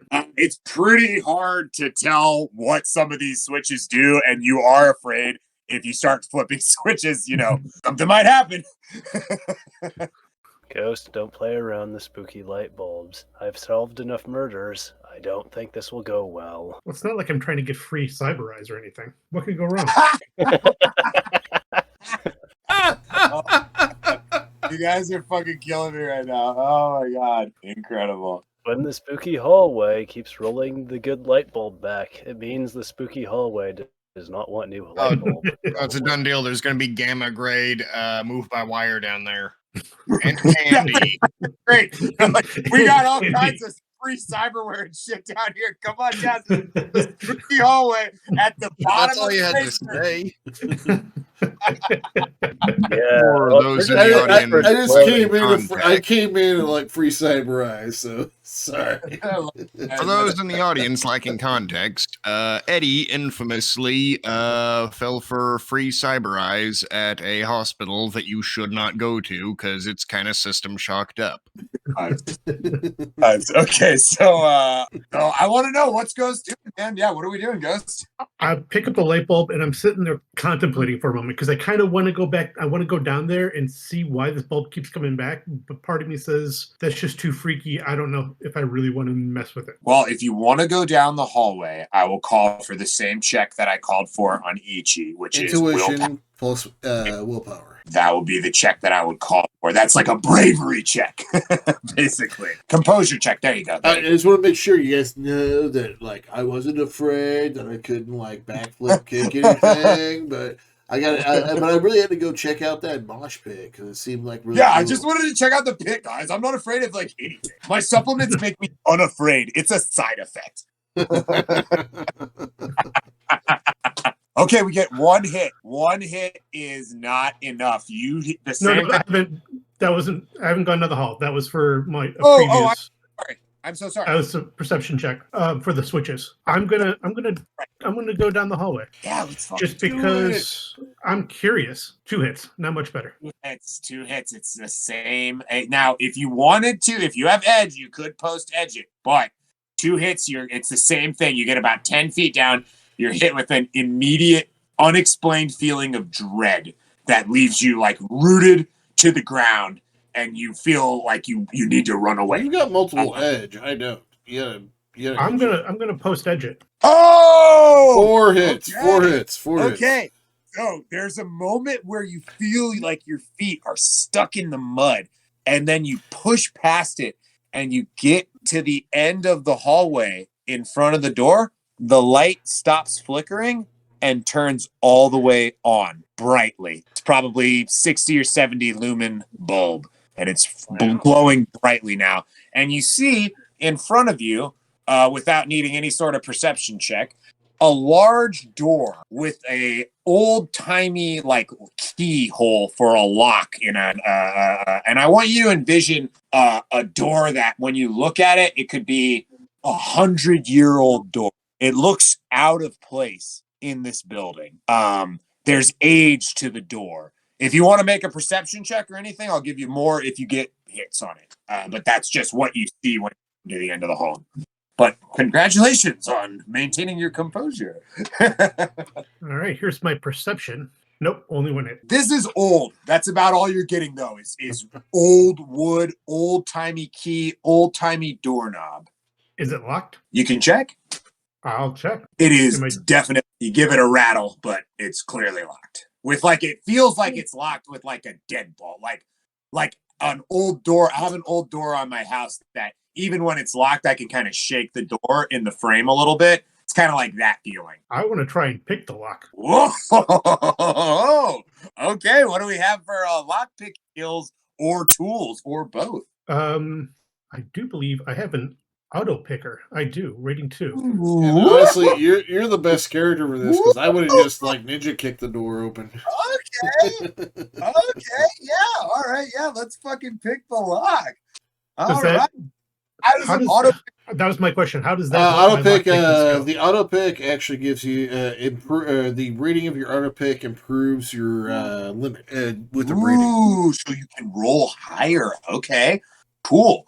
So what's your character's lock-picking background, I guess, without getting super deep into it? Like, did you learn how to do this as a skill, or are you like a street person and this is real quick, GM, you can pick a physical action of picking the lock or a mental action of picking the lock. It's your call on which limit he's using on this. Oh, I see. So it's like if he's forcing it versus if he's using skill to Is he pick it. finessing it, or if he just like kind of like physically like jamming I'm the gonna lock ask. open. I'm gonna ask him how he's doing it with the. He's got the auto picker, but yeah, how are you doing it? I'll ask you, Ghost. What's your take? It's much more of a finesse thing. It's getting that feel of when those tumbler or when those pins are actually getting caught into the lock, and I'm starting to get movement in the lock. It's not forcing; it's working with the mechanism to make it actually happen. A lot of it is having a feel Sorry. for whether So physical then, so it's more of a gone into feel a than set. knowing what you're doing. Yeah, is that what your take is on it, Ghost? Yes, it's all about the feel of the lock and feeling those pins. Yeah, the physicality of feeling it. Got it. Yeah. Okay. Yeah, so let's go with the physical limit on it then. So I would say agility plus lock picking. Sounds good to me. Yeah, 100%. Yeah, roll that shit up. Oh God, only one hit. Oh, edge. I'm definitely close edging that I think one. you have like 4 edge on your character, if I remember right. I have one left after this. Oh 6 more. shit! 7 hits after you fucking. Oh snap! Hey, Ice War. well, yeah. Okay. Wow. And with the auto picker, that would hit my limit. With the edge, you don't have a limit. Oh, when he posts edges, he doesn't have a limit. Anytime you use edge, you don't have a limit. Well, then Oh. you freaking succeed the heck out of that. You there's a moment in the very beginning where you're like, uh-oh. And then you come back and smooth as butter. Maybe it takes you a minute or two. I really hit all set in the 4th pin. That's what caught me. The 4th pin, tricky 4th pin. Got it. Okay, so the door is unlocked. Then I got to open it If you slowly and try and quietly. want. If there's something guarding it behind, I don't want to startle it. You see a room it's very small. There's a desk with a old chair. Everything in the room, all the furniture is old looking. It looks like it's easily 50 years old. Lots of stains and scratches and scars on the wood, but everything appears to be wood. And there's a desk that's facing the door, and then there are 2 chairs that are facing the desk with their backs to the door. And there's nothing else in the room. There's nothing on the walls. There's a small light at like I want you to think like a 1930s like Tiffany style lamp. Nice. that's on the desk. And then there is a fancy looking pen, like a pen that is in one of those holders, that holds it upright. Mhm. And a old like yellow legal pad, like a physical paper, which is, I don't know how unusual like something like that is in the 6th world. But So we're looking at like early 20th century. it looks like, yes, early 20th century stuff. And additionally, there is a radio on the desk, which this thing's hard to date, but it looks old to you. This radio could think like a small boom box that has like a strap, like that would be carried around. Okay, I'll find I'm tracking. I'm Late tracking. 20th century. Yeah. I'll find a picture to send to you. Very simple, dial operated, and this is sitting on the desk. There's nothing else in the room, nothing on the walls, and anything else you would need to do something or roll me some dice. From the door, can I tell this legal pad look like there's writing on it, or does it look blank? It's blank. You notice that the top page on the is torn off. You notice that there are pages that have been torn off, and this is the most recent page. Like there's a tear at the top of the legal pad, I guess. You know what I'm saying? Mm-hmm. I know what you're saying. I'm going to close the door and kind of go back to the green room. All right. I'm going to give you a point of edge back. And actually, I meant to do this earlier. Kat, I also want to give you a point of edge back for your rolling 7 freaking dice on the performance. Good job. Okay. Rocking on that, both of you there. And you get a point of edge discovering your office and braving the unexplained feeling of dread down the hallway. Good job, Ghost. That was great. Okay, guys, so we've got a bit more to do. I would like to take a 5-minute break right now and then come back and all right, so We are Ghost has left the dressing room, or excuse me, the dressing room. Ghost has left the strange, mysterious office at the end of the hallway. Winters was just chilling, eating the rest of that fucking awesome streetcar burrito. Now you were watching the performance. So as you were going down the hallway, Domino, who was watching the performance on the monitors, the crowd is vibing it. To answer one of your questions, and I'm about to get upstairs to you in a second. No, I'm in the mosh pit. I'm not upstairs. Well, no, what I'm saying is the green room is in the basement. So if you're going to be dancing in the mosh pit, you're going to be upstairs from where we're at. So okay. I'm tracking. But from what you see on the monitor, Domino, it is sort of like cool. I'm not super familiar exactly what the differences between specific niche types of like punk rock dancing are, but I would say that it's like a kind of a mosh pit where people are not trying to hurt each other is the vibe. It's like a mosh pit where people are picking people up when they right. He tells me that he tells me that you can't do magic without a fiber optic cable or whatever, but he also says there's no paper Nuyen and that dogs can't look up. So I think you were away from the audio, Gator, when I was chatting. But as I'm watching the show, once the orange juice settles in and I'm starting to feel my energy back, I mean, I don't want to upstage them, but I'm kind of feeling like I'm missing the opportunity to be in this mosh pit. Oh shit! Okay, well, yeah, I want to hear what you have to say. The solution that occurs to me is that if I quit levitating, because there's not really much benefit to levitating in a mosh pit anyway, and I pull out a Trid Phantasm and change what I look like, then maybe change to look more like how my mentor spirit was appearing to me. Then I'm incognito, and I can go mosh incognito. I love it. 1000%. Yes. What are you trying to roll the force of the spell at?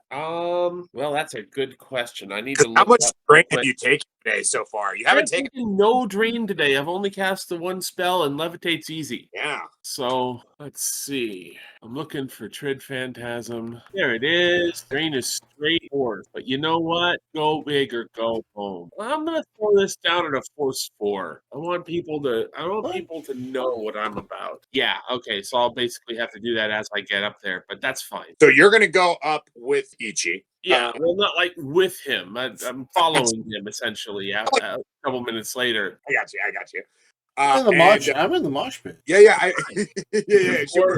Perfect force choice there. No, 4 hits. And let's see. I don't get the extra dice on the drain check, so this is where it needs to come up big. I might have to post edge this one. Yeah, 2 drain. That's fine. I'll just take it. 2 drain.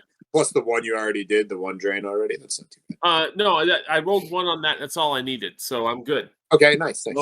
No penalties yet. I'm at 2 stun. Nice. Okay, nice. Okay, so yes, you're able to successfully do that and make yourself look like the way that your seducer Also, I have to mention that after 3 hours since we played, when I powered up, I need to do a drain test. Oh, because you did your power up thing. Wow, I actually completely forgot about that. Yeah. So just let me know you when should do that. Let's do the drain right. Yeah, okay. And that is body plus willpower. I'll do that in the background. You guys keep going. Okay. So as you stepped away briefly to do your pick up your delivery thing, I was saying to the group that it's a mosh pit where I don't know all the different names for the different types of mosh pits, but it's a mosh pit where people are not trying to hurt each other, and if people are falling, they're picking each other up. Yeah, so the big, I would say the most hardcore of hardcore mosh pits is the hardcore mosh pit of hardcore music. So that one you can throw haymaker. You're not purposely punching each other, but you're throwing. Yeah, you're kind of throwing like roundhouses and spin kicks, and if you kick somebody, it might happen. You might punch them a few times, but it's okay. But the number one rule of any mosh pit is just like the rule of life. When somebody falls down, you pick them up. Okay, so to respond to that, people are picking each other up, but additionally, they are not throwing fist and spinning kicks. And You're not purposely hurting each other, but it happens. It is a calm mosh pit. Yeah, then- I've been in plenty of mosh pits where gang fights have broken out where it just turns into an actual like total brawl. And I've been in a few where it took a while for people to realize. Yeah, so it doesn't feel, that's not the energy that you feel as you walk up out of the green room into the crowd, and that's not the energy that you detect, Ichi. So Winters and Ghost, you guys are hanging out in the green room. Is that what you guys, and Eddie, are you guys all hanging out in the green room, or what are we doing? I'm in the green room, and whoever else is there, I'm trying to tell them what I saw down the hallway and going, I don't know why we couldn't go down there. It's just an empty office. Oh, shit. Winters Yeah, so was in let's the do green this room with eating you. a Oh, you got burrito, caught? watching You the got show. caught? No, nobody got caught. No, nothing's happened yet. But let's do this, and then we'll do the mosh pit. I want to just go back. You're trying to tell them, what was that? I didn't hear you. Basically, I don't know why we're not supposed to go down the hallway because there's nothing but an empty office down there with a bunch of old stuff. Did you try asking security about that? Well, no, because then I'd have to admit that I went where I wasn't supposed to go, and you get in trouble for that shit. I'm not going to do that. What? No, I didn't say admit He was to. looking I for said stuff to ask pawn, them man. why you should not. Oh, that's a good idea. But yeah, hallway, very spooky. If it's able to make a box of light bulbs go away from the flickery light, it probably means if you play around there, you may end up a cold case. I'm not saying, but I'm just saying. The spooky shit that does the whole astral stuffs can be rather dangerous. Okay. I don't know that much about the astral stuff, so I'll take your word for it. I don't know a whole lot either, but I know enough that it can be rather fatal rather quickly, if you're lucky. And if you're unlucky, You it's might fatal have just much longer. You might have a week-long Wow. wait for the inevitable end. Got it. Fair enough. Eddie, what's your take on this? You're all blissed out on the couch. What's your take on this, Sitch? Okay. Oh, sorry. I was calling you Eddie. My bad, dog.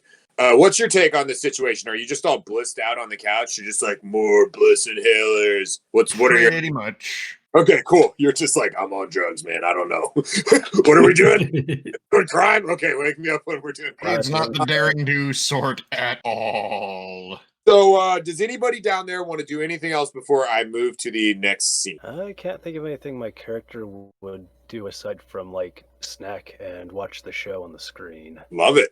You're probably like, people like this shit. No, he's probably just, well, most of the shit that Winters plays and or has listened to is, well... So, if nobody else down there wants to do anything else, I'm going to move on to the mosh pit. Going once, going twice. I'm gonna take this chance. I'm just gonna go wandering around and try and find the security guys. Okay, yeah, roll me a perception check. Let's see if you can find them. Give him a +1 because we're wearing lederhosen. One hit. Yeah, it takes you a couple minutes, but you find either Hans or Franz. You're not really sure which one is which. Hans and Fritz. And he's kind of overlooking the back of the crowd, standing there with his arms crossed. It's like, yeah, what do you want? I'm just curious why we're not supposed to go down that hall. What, you mean like the really spooky hall in the near the green room? Yeah. Yeah, hang on 1 second. He kind of goes over and grabs someone in the crowd. You need to go throw up in the bathroom. You are not to throw up on the floor. You go to the bathroom to vomit. You understand? And he turns back to you and says, sorry, what? You were asking about the scary room at the end of the scary hallway? That's Mr. Lo-Fi's office. No one is supposed to go there. I'm sorry, Mr. Who's office? Lo-Fi. Music is starting to pick up now, so he's really having to shout. Like L-O''F-I. Lo-Fi. Okay. Okay, yeah, I got to go to work now. Okay, so we're up at the mosh pit. Now you got the name Lo-Fi. L-O-F-I. That was from the bouncer. Yes. Like instead of high tech, Lo-Fi. Okay.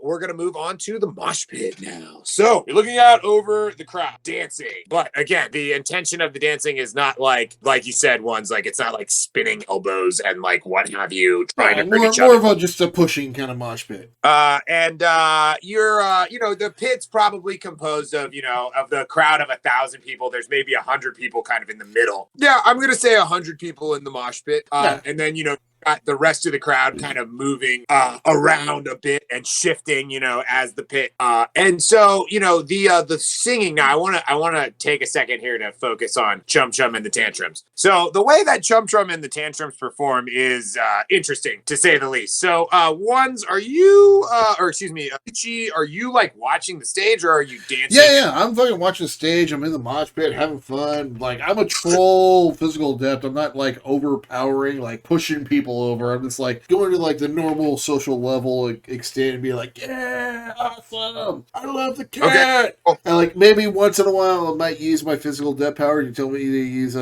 gymnastics to kind of like flip over somebody like, yeah, I love the cat. All right. So your focus is on the stage and the cat and dancing, but like you're so big as a troll, you're not like, and you're an adept, so you're not really worried about like. No. I can I could probably do a physical. I could probably succeed in doing a test to make it past everybody without touching it. Sure. So you're as you move through the crowd, kind of towards. It sounds like, are you moving towards the front of things? Like, I'm totally in the front. We're the most. Okay. I want to be in the level of where there's the most like chaos happening. Okay, cool. So you're pretty close to the stage, like, I'm not one of those like douchebag or like the little boring guys. Like, yeah, I made it to the stage and it's gonna lean on it.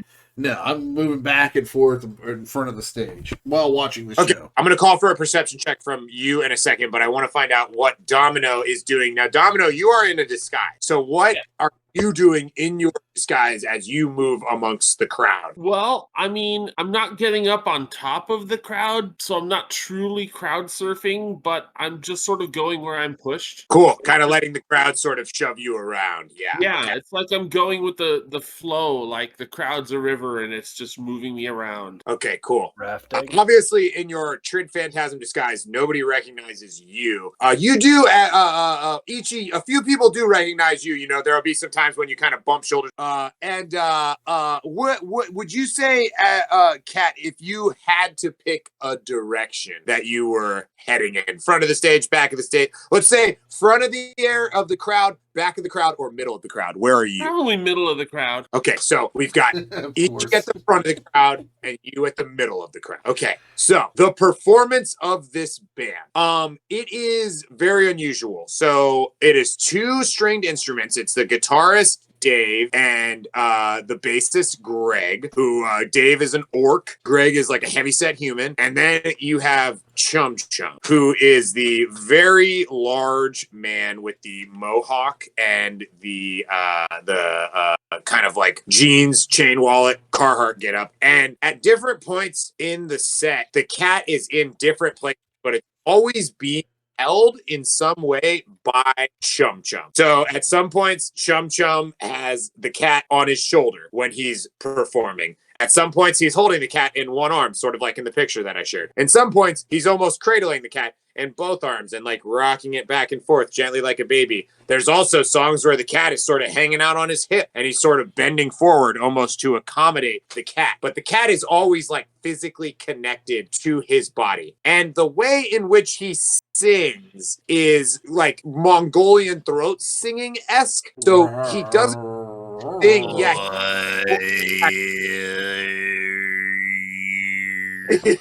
he doesn't open his mouth and like say words. Like he opens his mouth and these noises come out, if that makes sense.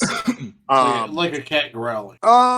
It could be comparable to an animal growling. It doesn't seem, it feels very unusual, but when it's all mixed together and along with the guitar and the bass on top of it, sounds pretty fucking cool. Oh my word, he's got magical autism. Nice.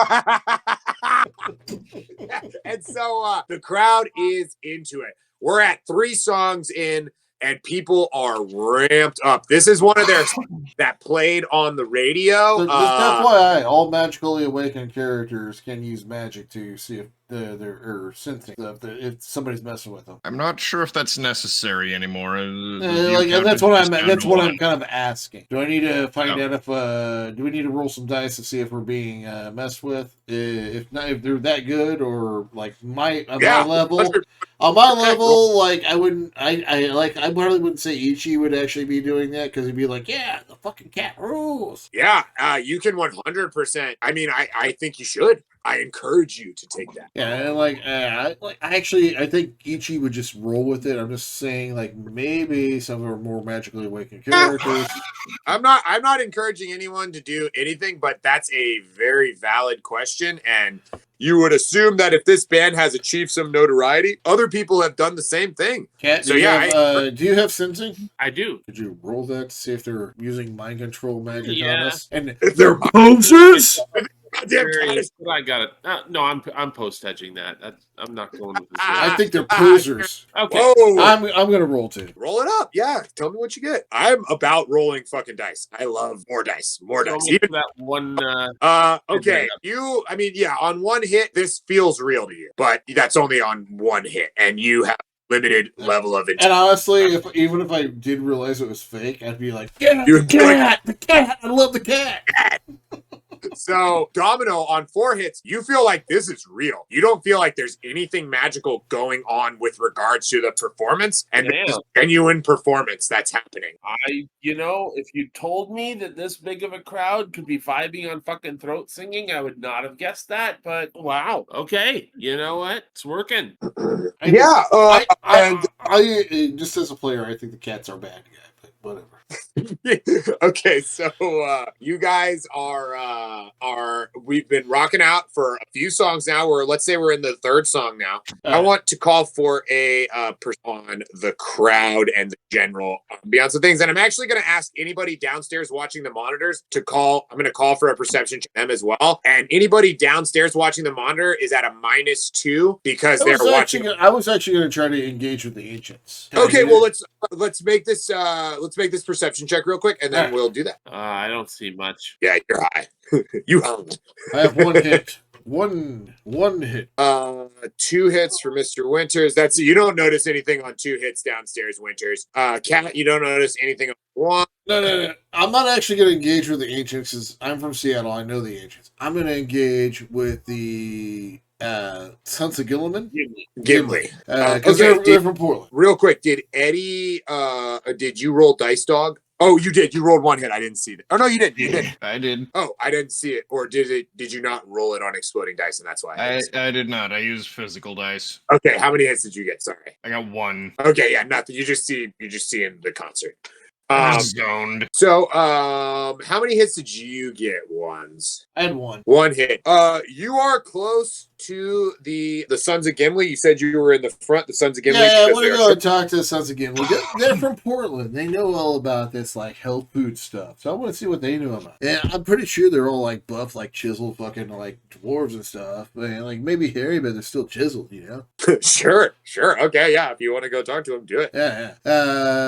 What is my closest Son of Gimli? I would say if you're in the front, these guys are within 20. Oh, I get outside the mosh pit. I'm like, I need to get whoa, dude, I need to get some water and like hydrate because you gotta keep control of that stuff. If you don't, you're gonna fucking pass out. To some random person and like walk away. Okay, yeah, you just say that to some random person in the crowd, and you're like, oh, I gotta hydrate. Okay, cool. So yeah, there are some Sons of Gimli, within about 15-20 feet of you at this point, on the edge of the pit. Yeah, so I go there and I'm like, whoever's closest to the waters, who I'm talking to. I'm like, hey man, you know there's a fucking like crazy spooky room here. This is a Son of Gimli that you're talking to? Yeah. This is my icebreaker. Yeah, he looks you up and down and like, nah, man, I didn't hear nothing about a spooky room. Hey, Oh no! I didn't mean it like that, man. I mean, like this is a whole room where you throw a light bulb in and it comes back to you. Make some kind of. I'm gonna need some. This is how dumb my guy is. I'm sorry. This is how dumb my guy is. I'm gonna need some kind of a charisma check. I'm honestly amazed he knows what a light bulb is. I'm just gonna say that honestly. What the He is a neo-primitive. Oh my god, roll me some dice, please. Oh man. So I have a charisma of 2, and I do have a performance of 1. So You can roll if you justify it, just tell me what you're rolling and how you're justifying it, and we'll see. I don't even know how to justify performance. And you'll be Actually, I'm going to justify performance as I'm trying to get one of these gangs to go and look into it with me. You want to recruit I'm gonna say if you want to do something like that, that's gonna be like No. Just right now. Right now, just breaking the ice. So, okay, I'm down to have you use performance, but I need you to. I'm gonna say that's I need more than that. Like, All right, I'm just gonna roll. I'm just gonna roll charisma then. Okay, just yeah, sorry. All right, one hit. The son of Gimli is like, yeah, man. Don't really know about the spooky room, but I really like this next song. So maybe talk to you later. Bye. Kind of walks away back towards his friends away. If you want to try again, I'll try again. But this time I'm going to the bar. I'm going to the bar and see if they have any orange juice. Hang on. If you I want need to a try, tall, cool glass of OJ. all right, that's what you want. You want to go get some orange juice? Okay, fine. Yeah, I'm gonna try this. I'm gonna try this again. Same person. Right, I wouldn't call myself up saying I could do the same thing to the same person again. In the same situation as the gym. Okay. So you got your orange juice, and now we're gonna try round 2 on the same. Yeah, if you want to pan and I can go to the bar, you can. Just let me know if that's what you want to do. If not, I'm gonna If not, I'm gonna go to the bar and I kind of give a little hand wave to Mike, who has a whole bunch of elves and dwarves over here. Little like hand wave, like, hey, how's it going, chummer? Mike's pretty busy, but he's able to get you. You wanted an orange juice, he can get that for you if you want. Yeah, he probably already knows what I want to drink. OJ back here. It'll be a second. It's on the house.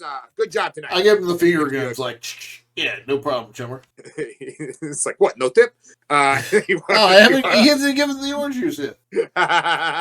He gives you your orange juice. And if you want to go around, I ask him, like, hey, man, what do you, and I'm actually going to pull some contact on this one. So, what do you know about that, like, really creepy room in the back that gives you your light bulbs back? It's really weird. And so, I do have a +2 for contact with this character. So, I'm rolling 5 dice on it. Okay. This is one of my contacts. 2 hits. Look, man, I'm kind of busy, but are you talking about the room that the bouncers tell every single band that we have perform here not to go into the room of? That the room you're talking about? I don't know, dude, but the band playing now just went down there. Yeah, those guys are different than you. I'm not trying to be disrespectful, but that's Mr. Lo-Fi's office. Not just anybody gets to go back there. Who's Mr. Lo-Fi? I've never heard of him. Look, man, I'm busy right now, okay? Maybe we can talk after the show or something. If I can give you $100 million, will you tell me who Mr. Lo-Fi is? Man, I'm gonna make $100 million in like the next 5 minutes in tips. This guy's like fair enough, chummer. But all you need to know, fight the. Give him a little fist bump. Fight the power, dude. All you need to know right now, chummer, is that Mr. Lo-Fi is a shot caller here, and not just anybody gets to go to his office. Okay? Oh, whoa! That's like more of a flow than a whoa. Whoa. All right, kid. I gotta get back to work. Okay?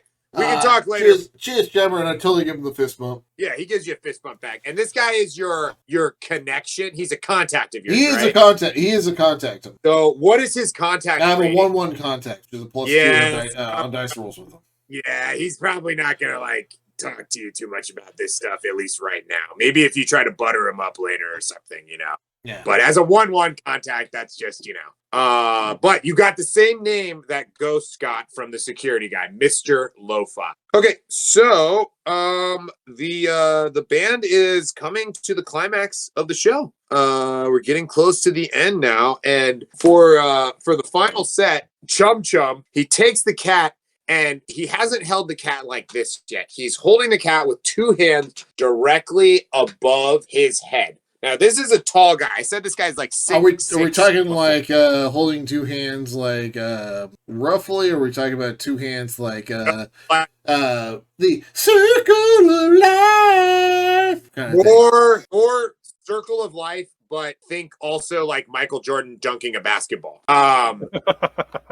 So basically, that's how he's got the cat in his hands. And the cat is sitting upright. It's sitting, with its posture up, and the cat is looking up into the crowd while the singer, Chum Chum, is singing with his head upward, like facing the cat, and he launches into the last song of the set, and the music is playing really intensely. The crowd is dancing really, really hard, and it feels like the mosh pit picks up pace for a minute. Almost before it starts, the music goes quiet, and the crowd furiously applauds as the band leaves the stage. There are many calls for an encore, but no encore happens. And after a few minutes, the house lights come up, and the crowd begins to filter back outside. The bouncers are shouting loudly. The German bouncers, Hans and Fritz, that's what you said their names were, are loudly shouting. Yes. Close out your time! Set your time! What is the hurry in German? Schnell! Out! All of you out! It's about the chopper now, please. the chopper. It's about midnight as you guys walk I'm gonna head out, back to the green room. or as the doors open, and you guys can feel Domino and Ones, as the doors open, you can kind of feel that like cool summer night air come in, as this place is starting to smell like a punk rock show should smell at the end, right? And as the crowd filters out, you see, what's his name? Mike, the booking agent bartender guy that you were talking to, Ichi? Is his name Mike? Yeah, he's been a long Mike, time, like 20-year bartender of that place. He gestures over to you and Domino, and he says, hey guys, great job tonight. If you want to grab your band and load up, you can pull your van up to the front, and I'll get you paid up. Let me roll strength to grab everything, and one more time. seven, three. One hit. Oh, I have no edge left. you drop a bunch of the stuff, and it's not good. It's not great. Things fall. There's like loud cracking sounds. Mike, we might have to stay here a while.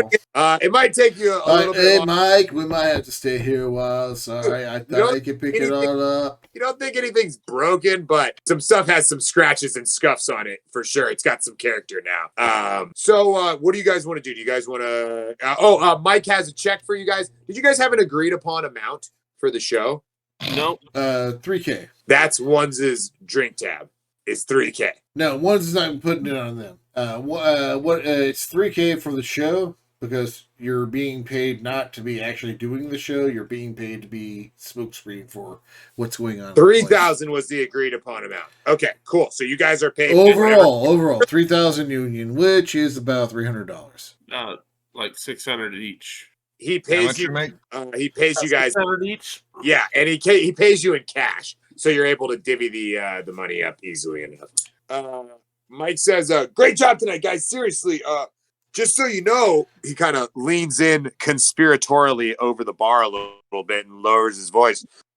I heard Choom Choom and the Tantrums were really impressed with you guys, and there's even some talk of maybe you opening for a different show that they perform at. Hell yeah. I'll be in touch. I believe we were invited to have beers with the band, and I am totally going to go take them up on that. Yeah, sounds great. So you guys, Mike tells you, yeah, the band's probably out front loading up their tour bus right now. Well, loading up their tour bus. They're probably getting high in their tour bus while their roadies loading. Fair. I wasn't going to say hi to that cat anyway, dude. So, yeah, that'll be really cool. Well, yeah, they're out there. If you guys want to get your stuff loaded up, I got to get the place cleaned up and shut down. I'll give one more chance on this one. Hey, man, can you guys grab some equipment? I've been a little bit like... I don't like to say like I'm a little fatigued, but I'm going to try to grab what I can, you know? Yeah, if you guys just split it up. I'd still try to grab everything. Yeah. And you failed. No, I rolled less. I didn't roll. I need 7, not 5 dice. Sorry, hold on. Oh, you got to roll 2 more dice. Hang on now. 2 hits. You're not able to do it. All right. I think after all that time in the mosh pits, dude, like, I don't know, like, I should have drank more of that fucking almond extract and orange juice. Or maybe I drank too much. I'm not sure which one. Wow. Good job. Winters just picks up one of the instruments or one of the amps, just deliberately, carefully, just in his free hand. And one at He's a not time. Winter's not going overboard. He's just picking things I'm up a sensibly reasonable adult and doing willingly. this reasonably. I love it. Okay, so are you guys all moving out into the parking lot then with your stuff? Yeah. Yep. Okay, as you guys walk out into the parking lot, you hear loud shouting, angry voices, and the sounds of of sneakers and boots scuffling over the concrete.